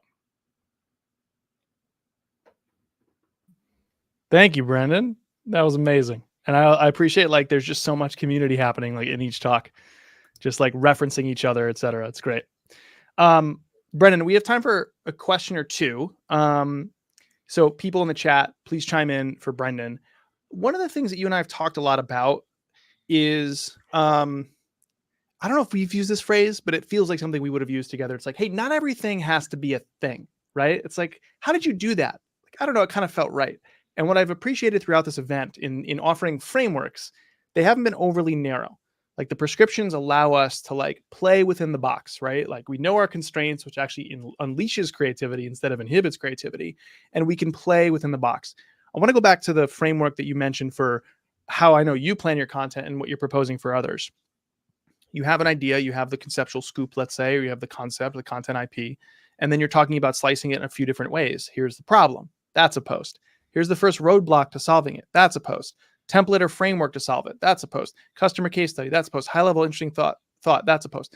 To me, this is like what people should mean when they say content repurposing. I just want to make sure I get this right for people watching. Like what you're proposing is repurpose the idea, explore the idea from different avenues. Don't take one thing and merchandise it with chunks of little bits of the thing, right? It's like when I rattle off those ideas, those are writing prompts. So what's the problem you solve? Writing. What's the first roadblock for people to solve it? Writing. Like it's all within your idea, but you're sort of exploring it in different ways, which I know is not the word repurposing. Anyways, that was my understanding of your idea. I just want to know how well I summed it up or not. Yeah, no. That's a really good point. I think repurposing, you mentioned this a few moments ago, like The problem with repurposing is we are repurposing things that had no purpose to begin with. And I think what this does is it creates, to use a buzzword that I love, is like it creates a forcing function of like, does this resonate? And we have to have some sense. And even if, let's say let's back up a little bit. Let's go, Brendan, 3 or 4 years ago. I have no audience online, but I maybe have some friends that I can email. I can maybe post something on Twitter or whatever. And I'm just trying to get any sort of like qualitative, not quantitative, but like qualitative feedback of like, does this resonate? Is this a thing we should talk about? Right? Go, if you're early and you don't have like an audience, like you're not sending out a newsletter to thousands of people, you know, you're not, I say this with respect, but like we're all in different spots along the way. Like Ann's newsletter, Ann has the reach to do different things than you or me or whoever else. But like, if you have no like audience, just DM a few friends, right? Ronnie, who was here hanging out with us earlier, sent me an early listen to his new podcast. And I was like, oh, that's super cool. Here's some thoughts. This is what really stood out to me. Like, go hand to hand, go qualitative with it, and just see like, does this idea, I want to explore this thing. To your point, does it feel that way to you too? And if the answer is yes, okay, cool. I have some indication that I should keep going with it. I love listening to and learning from artists in other domains. You know, comedians has come up a couple times with me already today, but musicians, they're one of the hallmarks of their work becoming great, becoming lovable and shareable, and yes, monetizable, is they seem behind the scenes to ping their friends left and right and go, is this anything? Can I get some notes here? Like, they're like, I want to get it right. And there's so much pressure on marketers to be right? We're asked by a boss on the marketing team this. We're asked by a client this. You know, like there's all these conversations which I think put us on our heels to try and say like, I have the answer. And I think there's just a premium now on people who are like, you know, I don't have the answer, but I know how to figure it out. And I just wonder how much that idea maps to like your work, you know, whereas like you might send behind the scenes an idea now in this stage of your career to be like, I don't know, like, is this like Ronnie sending you the podcast? Is this anything? Whereas everybody else seems to be like, no, I'm in a hole. It's mine. It's amazing. And then I release it to the world. It's like you wouldn't plan a restaurant like that. You would like, you know, try some dishes out and build the menu and hype the restaurant, build anticipation, and then throw the doors open so that there's a freaking line waiting for you versus like, I have a restaurant. I wish you told me. Anyways, I'm starting to go off the rails here, but no, you have it. Can I add one little piece? Please, I just want to throw it back to you. There's this thing I've been thinking about so much lately. This is honest to God. This is so bro-y. The way I first came on this advice was a strength coach, and this was like dating advice that he gave to young men who are like football players. And he just said like, be interesting and be interested. And here we are full circle. I'm like a 40-year-old, like, happily married marketer, but I'm like, I think that's the brand strat. Like that is 100%. The marketing strategy. There it is. Be very interesting and be very interested. And that second part is the part where we go, how are you doing the thing? How does this seem? And we create that. We can get fancy. We call it customer advisory board. All that, like you can formalize it all you want, but just having people that you care about, that you live to serve, that you exist to help guide along this process, like reaching out to them and just simply talking about those things. One of the worst things happening in our field right now is whether it's through the content we publish or the behind the scenes conversations we're having to figure out that content and other things in marketing, is there's such a premium. I call it the tyranny of the right answer. There's such a premium on knowing inescapably it's this. And of course you see all these, you know, people on social media growing huge followings over their, you know, they're forcing on you this aura that like, I do know the answers, right? Where's curiosity? Where's asking better questions? Like, give me those people any day of the week. Like, that's how you keep up and trend proof your business. And so what you gave us today was a framework to spark curiosity, right? You even said it, like, pump the brakes on the prescriptive steps. That'll come. But like, what's the problem? Me writing it is going to sharpen that idea. What's the first roadblock? Like, these are curiosity prompts as much as they are like you getting your expertise out there. So like you're helping us battle the tyranny of the right answer. I love that. Yeah, I think a lot. I'll say this too. I think you and I are like, have this like loud personality and we're like ready to go, right? We want to like shout it from the rooftops. I think there are another group of people who are very like nervous. They feel like imposters. Not that you and I don't feel this way constantly, right? Like I'm like shaking before I get in the flow of this, but whatever. This is safe space. But like, that group of people, if you're feeling like, I don't know if my ideas are good enough, or you're like feeling fearful to put your stuff out and you're not loud and brazen about it, and you're like, let the chips fall where they may, it's much easier to go into something with the confidence of like the full band playing behind you, right? And that band playing behind you is all of your customers, all of your audience, right? I know when I've heard it from 30 other people, I'm not afraid to share it. And if so you're feeling afraid, this is a really great way to bridge that gap. There's another version of this where our energy can actually hurt this cause. Like if you're a calmer or more introverted individual, or you feel you have imposter syndrome or whatever, right? Like you're a different personality type, to kind of turn inward and go, that's an interesting observation, boss, client, peer, friend. Tell me more about that. Like, I'm eager to learn more. Like, my curiosity doesn't have to be like, why? Like, this is how mine comes through. I'm Sicilian. And when you're born Sicilian, you get an automatic chip on your shoulder. It's genetic. It's like, I'm like, why is this way? And it's terrible and it's frustrating. And then that sparks curiosity. Okay, so why is it this way? There's the problem article or episode or whatever. My curiosity comes out after frustration. Others might turn inward and be more stoic or calm, or, even not feel the confidence yet, but asking those better questions can, I think, help you build towards it and formulate an answer. But it's this world of everything reactive, everything immediate, everything you have to have the right answer, that you try to play that game. And actually on the back end of doing so, you realize you've hurt your cause instead of helped it. So you're reacting to something near term that hurts you in also the near term, I would say. Absolutely. One last call to action, if you will. If you haven't donated yet to Devin's GoFundMe or through our link or whatever, it does not matter to us. If you haven't done that yet, please do. If you feel compelled to share this as it's happening live today, please do that. If you feel compelled to donate more because you've gotten so much value out of everybody here, that would be amazing. Amen. So I'm so grateful to be a part of this. I'm so grateful that we're able to support Devin. Thanks for having me, Jay. Thank you. We'll see you soon, Brennan. See ya. The one thing that I took amongst other mines of gold out of that conversation reminds me, I'm gonna make a Taylor Swift reference, because if we don't have this 4-hour conversation without making a Taylor Swift reference, we have not done our jobs today. Sure. Is this idea of sharing your content, your thoughts, your campaign, whatever it is, right? Whether we like those words or not, with a group of people before you take it live, right? And I think this is something, as you mentioned, like every really great artist do this. If you are a Taylor Swift fan, you'll know that on 1989, not the Taylor Swift version, the old one, which we do not listen to anymore, but the deluxe edition of that had her voice memos on the last 3 tracks for how she created the lyrics for I Know Places I Wish You Would and Blank Space. And I think it's just such an incredible insight to, hear from artists, creators, marketers, how they think through that process and get there and unpack that. And I was just reading some of the commentary as we wait for Margaret to join us, just some of the insights coming from our audience around, the introverts' opinions around these conversations, the comparison of, hey, sometimes when people, don't want to share sort of the secret sauce, it doesn't mean they're wrong. It could mean that they are wrong. They could be entirely right. It could deal with just a confidence issue with that in that person's inner dialogue, right? So just so much good insights coming from our friend Brendan.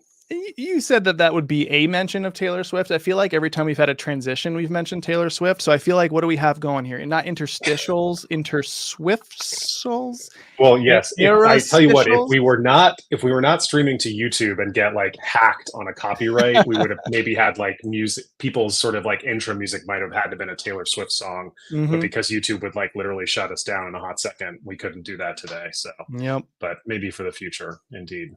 All right. Well, you are here to introduce our second to last, our penultimate speaker, the amazing Margaret Kelsey. So I'll let you take that away and bring her on stage. Thanks, Jay. Hi, Margaret. How are you? I'm doing great. How are you? I'm well, thanks. Thanks for joining us today. We get to say one thing specific about you, and that is you are a dear friend of our fellow friend, Devin. And I just wondered if we could start this conversation with maybe you sharing something about Devin or a reflection on y'all's friendship before we start this conversation on just maybe how she's doing, what you've heard from her, anything you'd be willing to share with us. Yeah. Devin, as you said, is so near and dear to my heart. We've been working together for the past year on our podcast. Before that, I've known her for several years. I was a client of Animals for a long time. And so she is a force, as anyone who has ever had a conversation with her can tell you. I think that this is absolutely overwhelming to both her and a little piece to me, because I think that she deserves all of this and more. And so a funny story about her is that she is so blunt and so straightforward. And that's one of the things I love about her. And about a year ago, I was in New York City before we started the podcast, and we were out having probably too many drinks.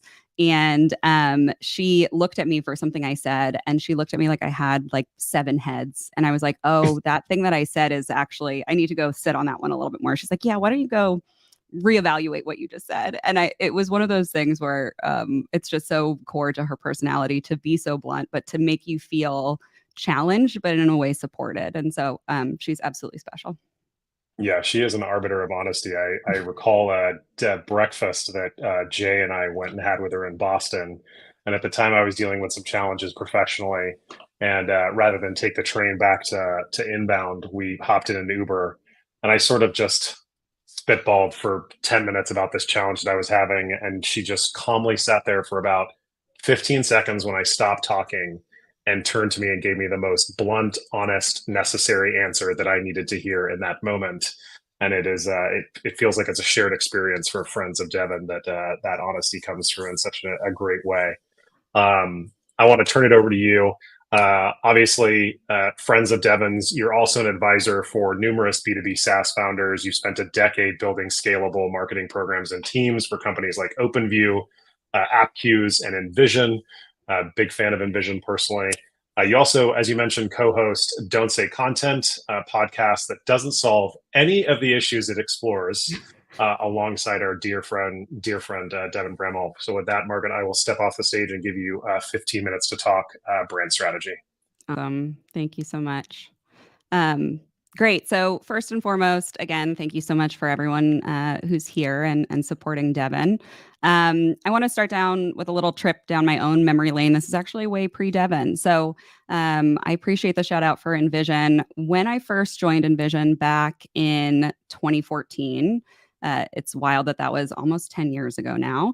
The company was very small. It was about 30 people.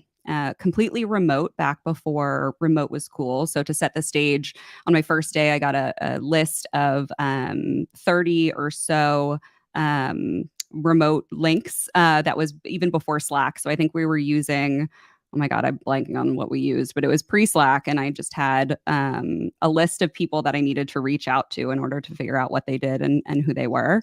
And we had a few strong competitors that were neck and neck with us in the space. It was design collaboration software. And by the time I left 3.5 years later in 2017, we had more than 3 million users at tens of thousands of companies. And that was like 80% of Fortune 100 companies, brands like Airbnb and Amazon and Nike and Slack. So really impressive companies by the time I left. And I was a content marketer during those years, but my core focus was always around building community through content. So during those years, I witnessed really a complete switch from me having to go outbound and really convince people to participate in our content programs to being so inundated with submissions that we had to actually tier our content programs in order to handle that influx on our team. And so we sorted out which content partnerships were the most strategic for us to put resources behind, both money and also people time to create those, and which ones we could create a little bit more self-serve just based on the volume of people that wanted to participate. And another thing during those years that I also witnessed was a very curious shift. I went from being able to quietly work at coffee shops. We were fully remote and had a Starbucks stipend that we could go and sit at Starbucks for hours on end, to repeatedly being interrupted by people who said, wait, you work at Envision? I love Envision. And then they would come and sit down next to me and derail my day to talk about the company and why they felt it was so special, what content they were listening to and reading from us. And so what I want to talk about today is what made it so that people saw a little pink sticker on my laptop And more than feeling self-conscious or social anxiety, they felt such a pull to come talk to me, to come sit with me, and to come create that sense of belonging. And that's what I want to talk about. I want to talk about what elevates brand beyond voice, tone, color, all of those some things that it can be reduced to, and actually make it a strategic function of the organization. And so first, I want to zoom all the way up and align on what marketing does as a whole, because this is just one piece of it. And so when I talk to my technical co-founders, as my current role as a marketing advisor, they tend to come from a product or engineering background. They're rarely a go-to-market founder. And so the best thing I can do when I talk to them is completely remove marketing jargon from the conversation and align on very, very simple definitions of what marketing is. And so my hope for this is that you can use this to align your executive leadership to both the function of marketing, but also to what a strategic brand is. So I'll give you my spiel on what marketing is.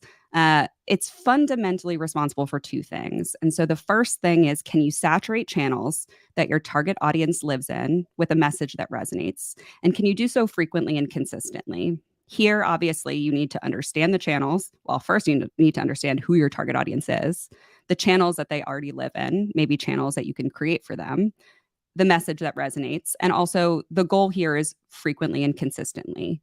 Now, note, I have not talked about conversion yet. That's not a piece of this. The first function is just saturating channels that your target audience lives in with a message that resonates frequently and consistently. The second part of marketing is, can you identify signals of readiness, and can you get those people to do the thing that you want them to do? Can you get them to sign up for your product if it's a PLG motion? Can you get them to talk to sales if it's more of an enterprise motion? Can you even get customers when it's time to renew to do that thing, to go sign up, to maybe even buy more products? And so that's it, right? Marketing is two things. It's easy peasy, right? No, I'm just kidding. I know that the goals of marketing might be simple, but getting this done can be incredibly complicated. So here we're really just going to zoom into this first part, the saturation of channels with a message that resonates.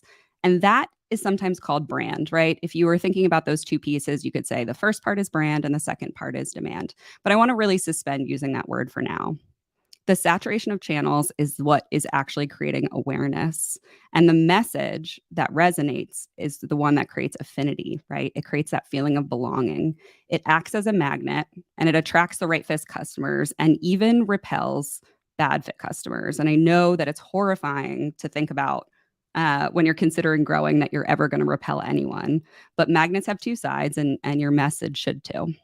So the thing that I see happen really frequently is that brand will fall flat if it's not embedded through the organization, and if it's not then also activated through a community and then reflected through content and marketing programs. And so going back, this is what we had at Envision. We had actually a machine that was strategic. And what it was a flywheel of internal culture, external brand, content and marketing programs, and community. And so I really want to dive into what that machine looks like, because we were doing a lot of the individual tactics that a lot of companies do, right? We had a blog, we had SEO function, we had events, we had webinars, we did the tactics, but underneath all of these tactics was an absolute machine. And yes, a Starbucks stipend. It was incredible. We had $25 on a Starbucks card that reloaded whenever you went down below $25, and it got gamified a little bit. And I won't shout out the sales team for creating unnecessarily some new rules on what we had to spend it on, but it was amazing. So going back, the machine looks like this. Your internal culture aligns your employees under a shared decision-making framework.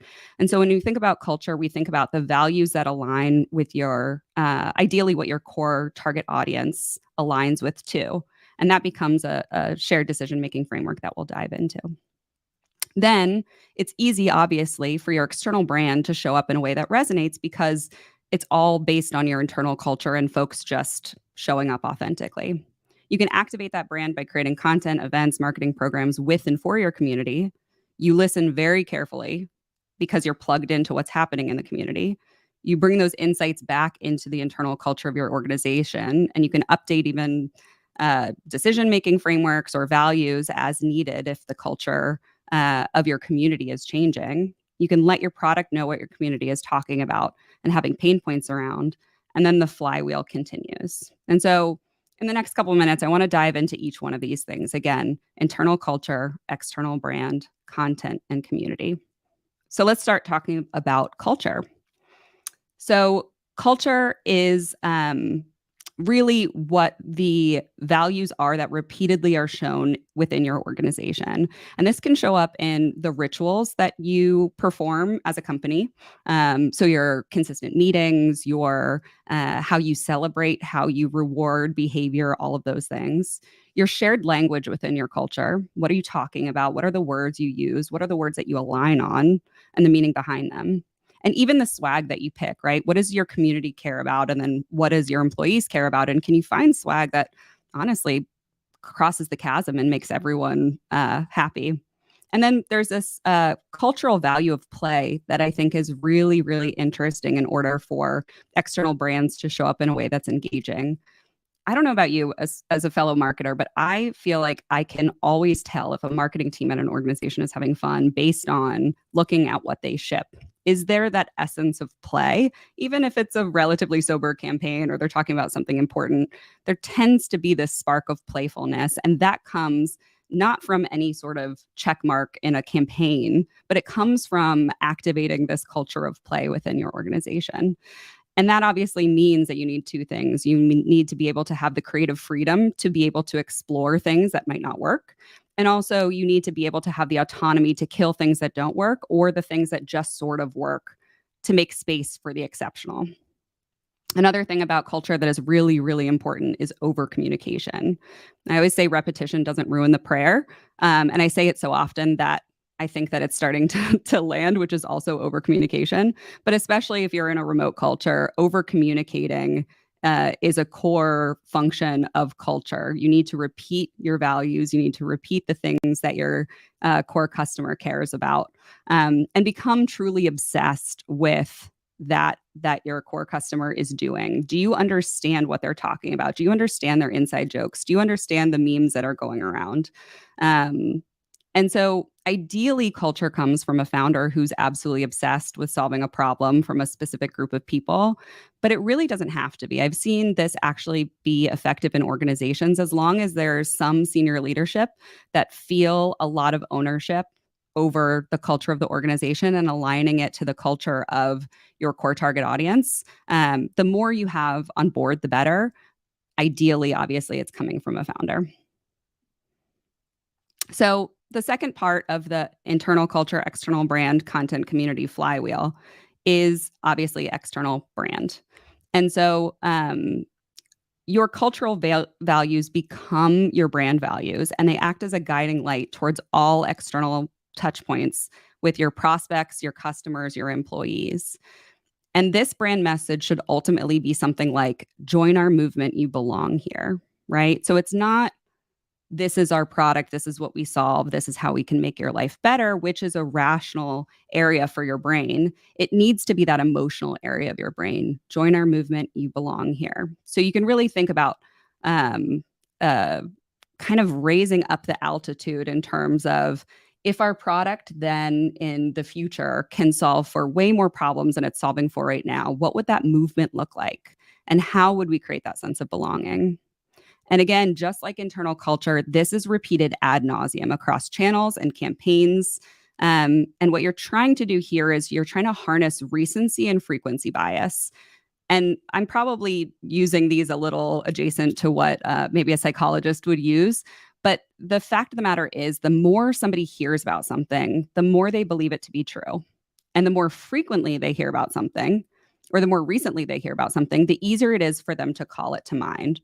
So those are the two things you're doing here, is you're just being so consistent with your message that more and more people are able to think about it and recall it, because of both the fact that they've heard it a lot and hopefully they've heard it really recently, to then ideally having the trigger or the pain point that would then get them to take an action.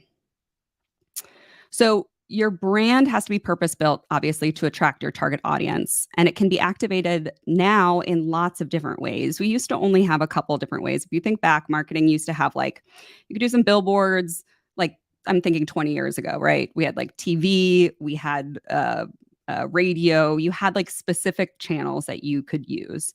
Now we're kind of getting into this absolutely fractionalization of channels, where now even you can go into LinkedIn and you can find specific communities and you can message people, you can DM them, and then you can also have groups and things like that. So it used to be that we were able to kind of write channels down in a very specific bullet point list.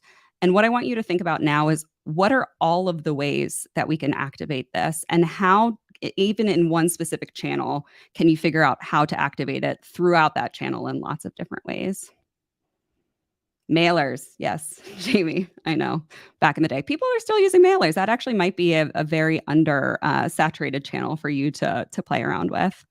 But you can think about, you can activate corporate channels, you can activate personal brands, you can activate community involvement, you can activate even in your attracting top talent, right, which helps feedback into culture. So by now we're at the third part, which is we're talking about internal brand, or internal culture, external brand, content, and community. And so when you think about creating content, you can use now the same internal cultural values, the same brand values, as a decision-making framework for how to create content, right? If your internal culture is around speed and efficacy, right, or it's around very clear communication and user experience, right? I'll go back to my Envision example. We really had a core cultural value of being design driven. And so the content marketing that we would create needed to have the same level of user experience that our core target audience of UX designers would care about. And so we would create content that had incredible user experience, right? Like the webinars that we would put on. First of all, they weren't called webinars because no designer cared about going to a webinar. But we would obsess about how few of clicks we could get for the folks in our that were joining our webinars to be able to get into the webinar, right? We were really thinking about the user experience of the content. When people were reading the blogs, we were thinking about making sure that it was broken apart to be really readable, to make sure that the information architecture on that page was so good that designers would look at it and respect the fact that we believed and cared about the same things that they cared about. And so it could be completely different, right? Like your target audience might be CFOs, and they might not want beautiful images. They might want spreadsheets that are able to be easily editable, right? And so if you think about how your content is being consumed by your core target audience, you'll start to create content that's more in line with what the values are that they care about.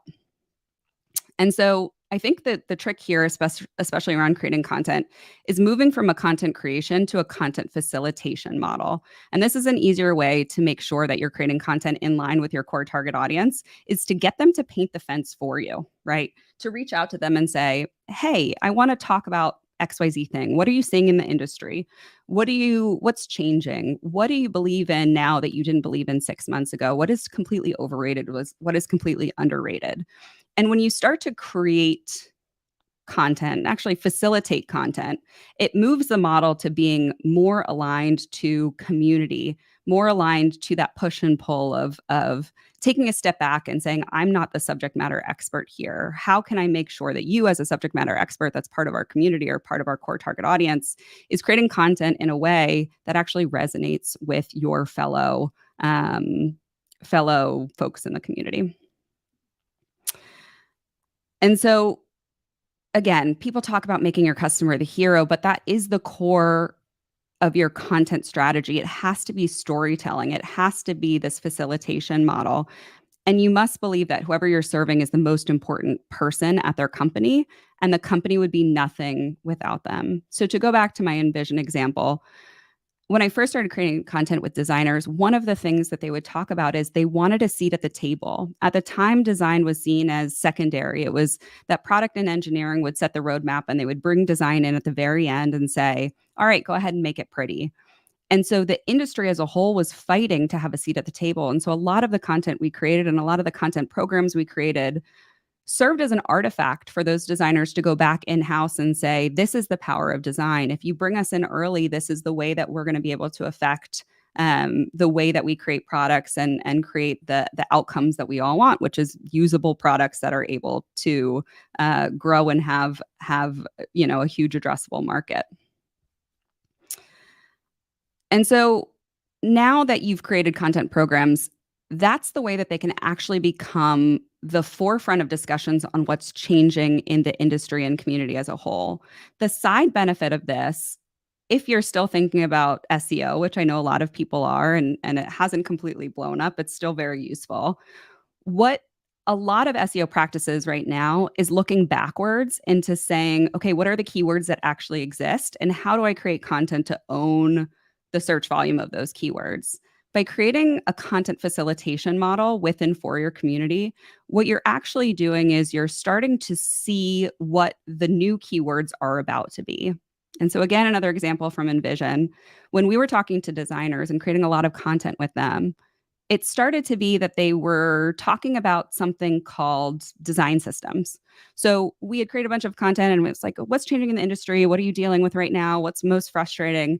And a lot of folks, as they were designing for products that were then scaling, were saying, oh, I really need a way to create and manage a design system. So that way we can really start to work much faster than ever before. So what we did was we were talking to these designers and writing lots of fantastic articles about the challenge of design systems way before Envision ever had a product that solved for design systems. So by the time the product team created the product, QA'd it, beta released it, and then released it to the public, what happened was we were then able, after that launch, to go back into a dozen or so articles that already had search volume around design systems and completely link it perfectly to, hey, here's your problem and here's now the product solution. And so marketing in this way, and especially like this brand content community thing, tends to even act 6 months, 12 months, 2 years ahead of your product strategy by being able to solve the problem that your product doesn't solve for yet. And maybe never will, but that's okay. At least if your product ever solves for it, you can go back into that content and create some clear conversion paths. So finally, the last piece of this, when we're talking about internal culture, external brand, content and community, is community itself. A big roadblock that I see here is people want to build a community first and foremost. That's not step one. Step one is identifying the places that your community already congregates and providing value, embedding in that existing culture. Right. And so here you can obviously do this through personal branding, which is really wonderful, right? You can have individuals at a company show up in these communities and provide value and embed themselves in the existing culture. And then step two is obviously once you have enough resources, once you understand what's out there that's already serving your core target audience, then you can create a place for your own community. And so when we think about this, you can almost think about like product market fit for any community programs that you're trying to create from scratch. And there needs to be some differentiation. It needs to be providing value or creating a better culture than what exists elsewhere, right? And we can think about this digital, in real life, owned events live here. Like once you start thinking about what is missing for your community, then you can create your own community that actually attracts folks from maybe other communities or is a nice second part to that. When we think about community, obviously the activation should be aligned to your brand, cultural values, and then supported and reflected in your content. This is where you start to really understand and listen to community sentiment. Do they really like a new product that just came to market? Why do they like it? Do they like it because it's serving them better? Do they like it because it's more aligned to their values? You start to really ask questions here about what their needs are and understanding them. And then you can bring that internally, like we talked about before, to translate that into appropriate cultural changes if necessary. And ideally, your community becomes absolute raging fans of the company, even if they're not your customers, right? The word of mouth that can happen here by solving their problems, even before their customers, means that your word of mouth isn't limited to only happy customers who have had really fantastic experiences with your product. And so what I want to bring back is that what this does is it sets up the largest pool of possible to be able to do that second part of marketing, right? We were talking about the first part is, can you saturate channels that your core target audience already lives in frequently and consistently with a message that resonates? And the second piece is, can you identify signals of readiness and get those people to do the thing that you want them to do? By having this really effective brand machine behind the scenes, you are creating the largest possible pool to be able to then identify the signals of readiness out of, and to then get those people to do the thing that you want them to do. So ideally, this is really, really great if you need a large marketing funnel, specifically for like a product-led growth type of company. But this is really even useful for enterprise models, because over time, what it'll do is it decreases both the time to conversion and the cost per conversion, because you don't have to do that awareness affinity thing one-to-one. You can do it at scale, and you can have it be a flywheel before you ever start to having to convert out of it. Plus, it's honestly just a lot of fun to create. And so I hope that's a useful framework. I hope that's an easy way to start to align to your executive team around not just brand being fonts and colors and arts and crafts, which sometimes it can be reduced to, but also to think about it as being that strategic function, the listening function in your organization.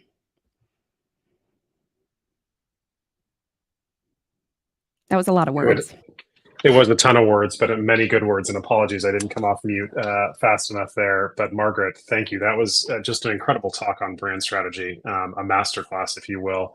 I want to ask a couple questions for you, and I would encourage the audience to ask them as well. A couple of things you touched on, I think, are really important here. This idea of culture being rituals, and creating shared language and usage and alignment all the way across, like the swag that you pick. It reminded me of a quote. The gentleman whose name, I think it's Michael Leibowitz, who runs Big Spaceship, which is a big New York agency, talks a lot about this idea of culture and rituals. And there's a quote that I read a couple weeks ago that I just pulled up while you were talking. And he said, it's not that the specific rituals that matter, but that people are using the company as a canvas to create them. And I thought that was just a lovely reminder, and tied to your talk about the idea of bringing to life the tactics around the rituals and that visual brand strategy, specifically in the context of how you did it in Vision, where you cared about the things that your core audience would care about, designers, right? So the emails were pixel perfect, right? You showed up the way that your target audience wanted you to show up. And I think that's always such a big miss by a lot of companies, is they don't think about, okay, we could have this incredible thing, tchotchke, widget, campaign, whatever.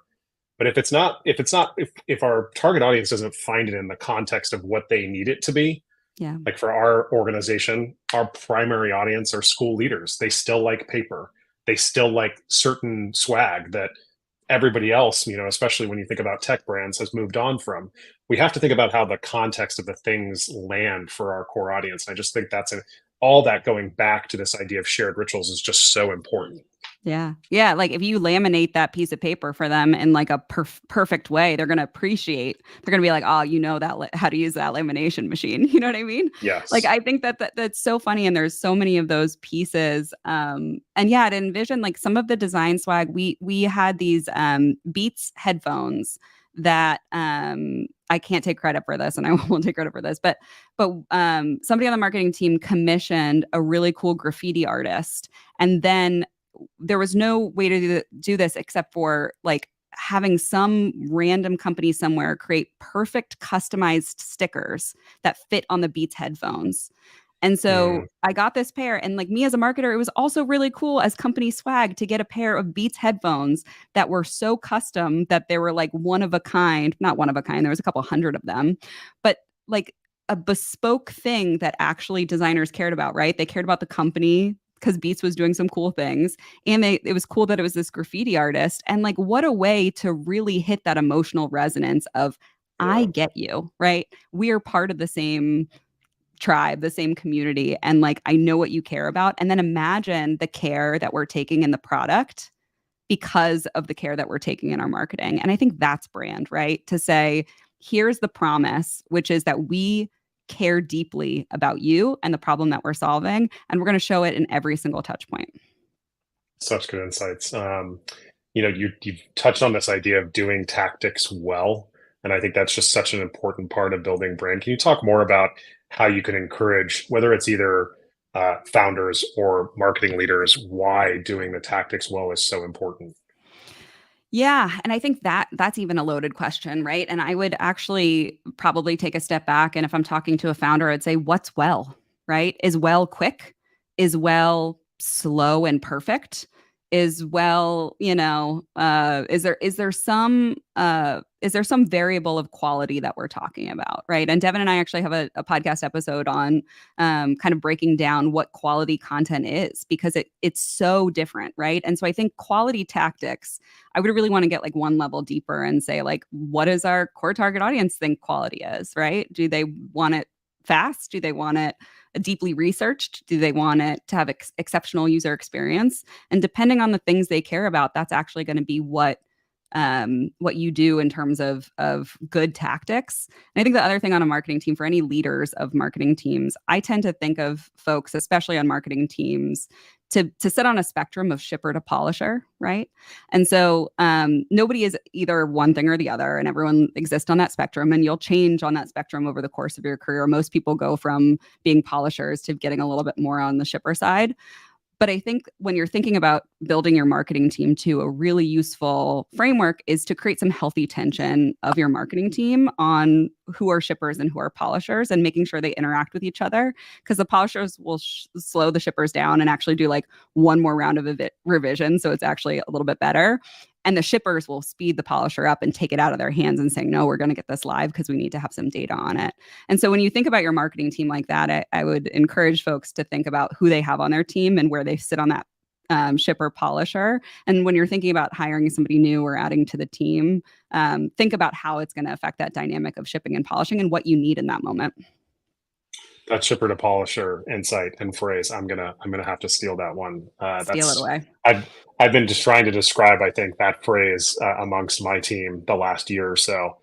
Probably you're utilizing way too many words, but shipper to polisher is something I'm definitely going to steal. The other one that I loved as a part of this conversation is signals of readiness. I will put all my money down to toss out the word demand gen and call it signals of readiness. I didn't say demand gen once in that. You did not, and that's why I do want to congratulate you on that. You did not say that phrase once during this talk, and I very much keyed in on not hearing that. So congrats to you. I appreciate that. So if we can dive into, I'll just go really quickly on the signals of readiness. I think that this is where you start to get into like what is demand gen, demand capture versus what is ABM versus what is whatnot. There's two different types of signals of readiness. There are firmographic signals of readiness, and that's when that's what your sales team normally uses, right? It pulls a potential account list. That's what your ABM team is going to probably focus on. And the second piece is behavioral signals of readiness, right? Form fills. Are they searching for something that's, a deeper, closer to a conversion path? And a good marketer understands both signals of readiness and can pull on both of those things, right? And it might be that ABM is doing more firmographic and other teams are doing more behavioral. But if you understand that both of them exist, you're going to be a really smart marketer. Yeah. Oh my gosh, so many good insights there. There's a question here from, let me just scroll up because I caught it and the conversation has continued, from Jamie Welch. One of the things you talked about in your flywheel was obviously community. And Jamie had this question. So your community already existed. What do you do when you are brand new and have no community? I know you touched on this sort of briefly. You said go find the pockets of where they already coexist. What else can we do to look for communities out there when we haven't built our own?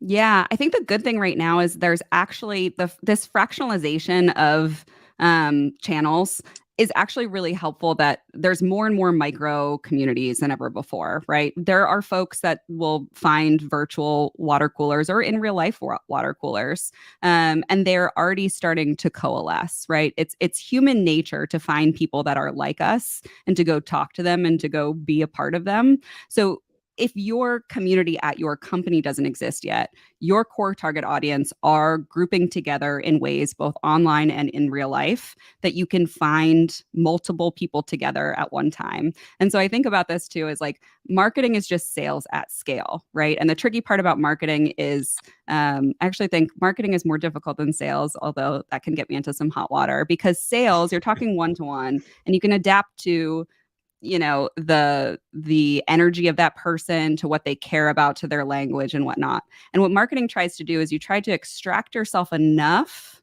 and like zoom up enough that you can reach a broader audience without distilling it so much that it becomes nothing, right? And that's the really tricky part about marketing. And so I think it's actually really beneficial for marketers right now to find these micro communities, because you get to like practice a little bit of this sales thing of like the micro community will have its own culture that then you can also understand, like, okay, if there's 3 micro communities, what's like the culture between them? And can I zoom out enough that like I still resonate with those micro communities, but it's not too far enough out that I don't make any sense to anyone, or nobody gives a crap because I'm so diluted. And so I think like that's the thing now, is like it's a lot more work, but you just got to go find more of these smaller pockets of where your core target audience lives in right now. Incredible insights. We've gone over time because I was enjoying this conversation way too much. Margaret, where can anyone who's still watching find you? Yeah, find me on LinkedIn, Margaret Kelsey on LinkedIn. That's a good spot. And Margaret at tatco.io is my email if you want to drop into my inbox. Wonderful. Well, thank you for the time. We appreciate you being here, and send Devin our best the next time you get the chance to chat with her. I will. Thank you so much. Thanks, Margaret. Take care. All right, that gets us to our final speaker of the day. I'm going to bring my co-host back on just for a quick second. I did not tell him that I was bringing him back on, but I figured I'd split the screen and give you all a bit of an update. So we had planned to have Musa Tariq here to wrap us up. Unfortunately, Musa is really sick. He is a fellow parent. And I say that because Jay tells me constantly about all the colds and viruses his kids are bringing home. I have 3 nieces. The moment I go into their home, I get some sort of viral plague. That being said, the thing you need to know about Musa, who has become a mentor of sorts in my life over the last year or so, is that he always delivers on a promise. And this particular promise was making sure he showed up for you today. And so Musa took some time this morning when he was feeling slightly better to videotape, pre-record his session. So we're going to push this up in just a second for you to take a listen to. Musa did extend his apologies for not being able to make it today. He was really, really excited and honored to be here. If you know Musa well, you will know that his mom passed away from ovarian cancer 20 years ago. December 14th. And so having this opportunity to come talk and make an impact for Devin was near and dear to his heart. And he was really, really sad not to be here. But if you have not familiar with Musa, you should know a couple things about him before we play his pre-record. One, the last position he was at, he was the chief marketing officer of just this tiny little platform that we all just raised $27,000, or, in Catherine's, Devin's mom's case, over $75,000 on GoFundMe, which, as we know, is the world's largest fundraising platform for social good. He has over 16 years of experience in brand communication and marketing across a variety of different industries and regions, a proven track record of driving growth, innovation, and impact for global and emerging brands. He's done that at places like Ford, Airbnb, Apple, Nike, and Burberry, and has been recognized as one of the most influential and innovative CMOs by Forbes, Insider, Ad Age, Adweek, and just a tremendously good human being. And when Jay and I had the chance to put this roundup together, this list of speakers, one of the things that I thought was would be really helpful for this discussion is this question of tell me your story, but tell me your story as if you were being interviewed for your next job. This is something Musa cares deeply about because he's had the chance to interview so many candidates and been interviewed himself as he journeyed through this just incredible career. And he's got a framework around this answer that he thinks is really important for us as marketers and leaders to understand when we answer that question, what is your story? So without further ado, take a listen to Musa. I'm so sorry I'm not there with you today live. It is the morning of the event. I'm in my son's bedroom, as you can tell by the mess around me. The whole family's sick.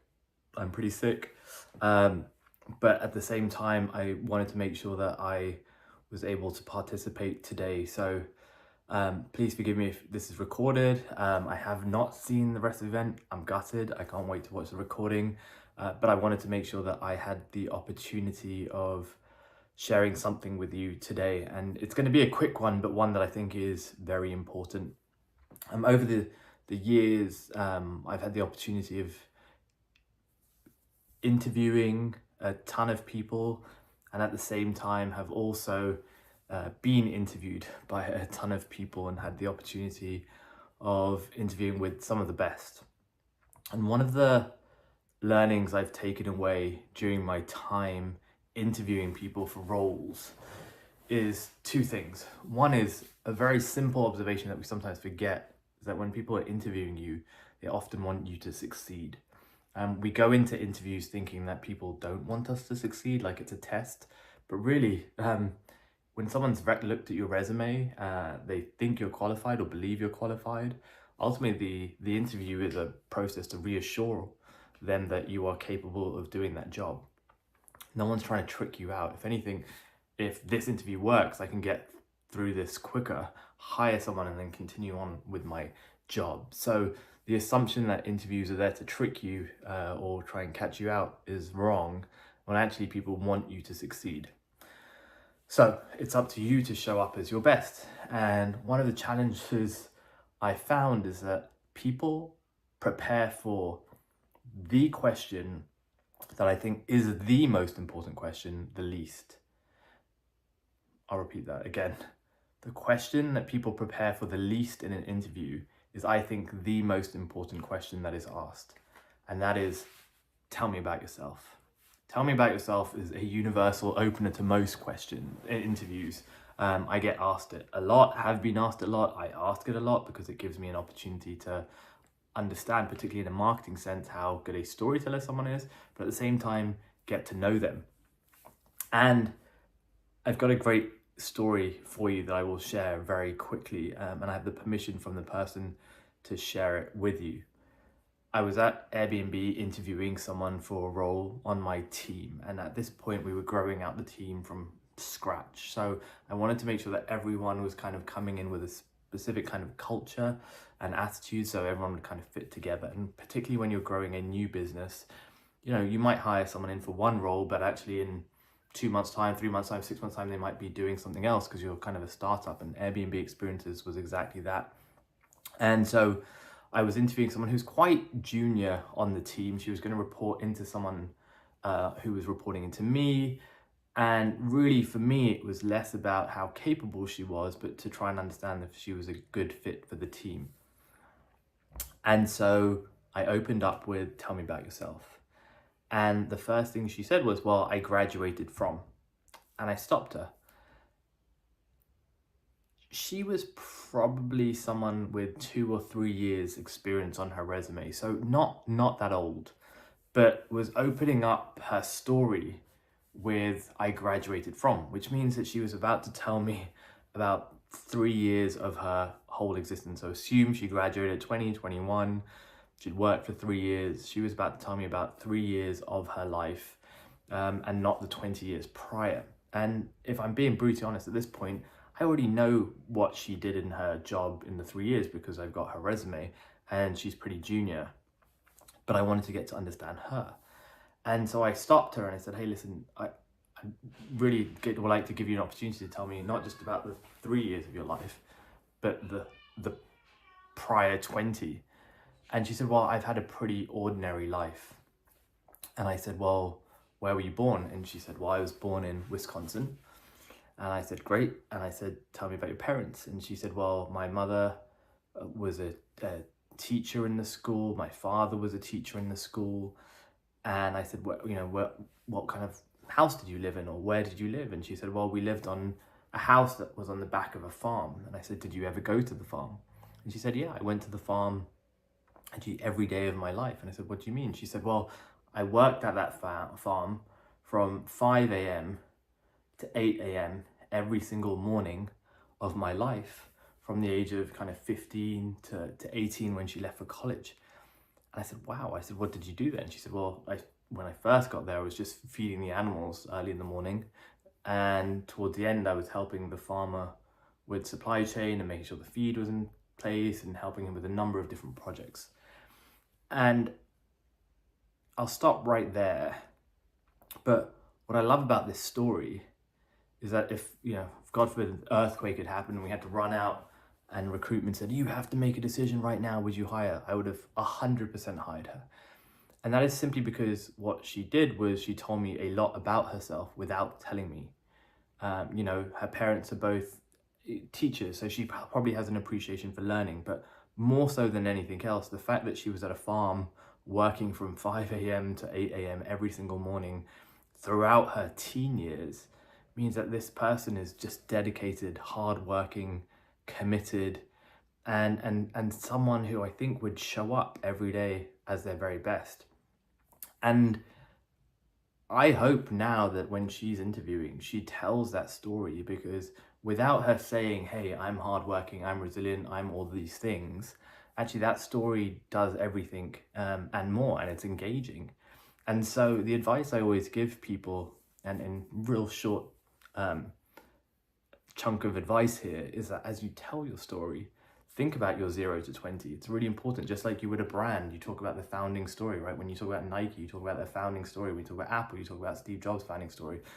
These founding stories ultimately make a brand, but they give them a proof point on why they exist without actually having to sell yourself. And so my very quick takeaway here is, as you are talking about yourself, first of all, make sure you practice this question. Tell me about yourself. Make sure it is compelling. Make sure someone wants to listen to it. But tell a story that talks about how good you are versus talk about how good you are. And this is consistent with great advertising. Great storytelling can be the best advertising. Let the consumer, the person on the side, connect the dots, right? I connected the dots when she told me her story that she was hardworking. She never told me she was hardworking, but I connected the dots and did so myself. So sorry again, I can't be there. I'm so happy we are doing this. I really appreciate you all showing up for our fellow marketeer. And to the team who organized this, I'm sorry I couldn't be there, but thank you so much for doing this. We all need to stick together and help each other out. I hope you found this useful. Bye. So good. So good. Oh my goodness. It reminds me of, like, I mean, that's the thing about, right? Well, I grew up on a farm, or did this or that, the other thing in my work, or I saw this the other day. And that's the thing about the thing we're here to talk about, the insight I'd extract from that. Everything is inspiration in the hands of a storyteller. Yeah, for sure. A great way to end the day. And I just have to thank all of our speakers from the bottom of our hearts for making the time, rearranging your schedules, doing all the things to bring such incredible knowledge. Sarah Stockdale, John Bonini, Brendan Hufford, Margaret Kelsey, Musa Tariq, Ann Handley, and my co-host, the great Jay Acunzo. A big thank you to all of them for taking the time out of their day, donating their time for these talks. 100% of the proceeds that we've raised today are going to Devin. We pulled in the speakers, we pulled in some partners to take care of hard costs like streaming and whatnot. But we just greatly appreciate all of their hard work and contributions to this conversation. And to all of you, we would have not raised a dime without the 800 plus donors that have donated and continued to donate. I think Jay's going to give us an updated number before we call it a day here. But in a massive thanks. It's a tough world out there at the moment, and it's sometimes hard, I think, to understand the impact you can have in small ways on the world. And this was a really good reminder going into this holiday season. So with that, I turn it over to Jay to wrap us up. But I'll say to all of you before I depart and exit stage left after Jay wraps us up, I hope you have or have had a wonderful holiday season, and all the best for 2024. Yeah, to echo your sentiment, thank you to our speakers. Thank you to you, my wonderful co-host, all of the coordination that you endured behind the scenes with me while traveling across the pond, and everything that you're also juggling with your day job. And I would say that although this event is over, Devin's journey is really beginning. She has about a year journey, or so they believe, to kick this, and so we are going to send her forward into that journey, although she's already on it. So forward further in that journey, with the love and support and positivity that she deserves, and the funds that we have donated. Looking at the numbers here, just over or just shy of $27,000 from 851 donors. And that is not including anybody who may go right to the GoFundMe page. The event link is now going to direct there. So you can find that familiar red button if you signed up. It's going to kick you over to the GoFundMe. Feel free to donate again, share that link. We have now filled up that GoFundMe and then some. It was funny. I was texting with Ann I said to her, like, for a bunch of people that allegedly do words professionally, we have none. And I'm just so blown away by everyone's generosity. And, we're ending the year with just this renewed faith in humanity. It's almost like social media and traditional media want us to believe the worst in people compared to what we actually are, which is communal and supportive and loving. So I hope you can all draft off of this incredible feeling for your own purposes. I hope you're maybe inspired to use your skills and your creativity and your platform for whatever good cause you believe in. I promise you, we pulled this together in about 2 weeks. It did not take much, but it did take initiative. So I hope that you will take similar initiative heading into 2024. My usual sign off is going to hit a little different here. Whenever I sign anything off, my newsletter, my podcast, I tend to say the same thing, but it's going to hit different right now, which is to keep making what matters. Oh man, have we done that and then some today. So have a great holiday and a strong start to your year. We see you. We're here for you. Keep going, Devin. We love you. And thank you all. See you soon.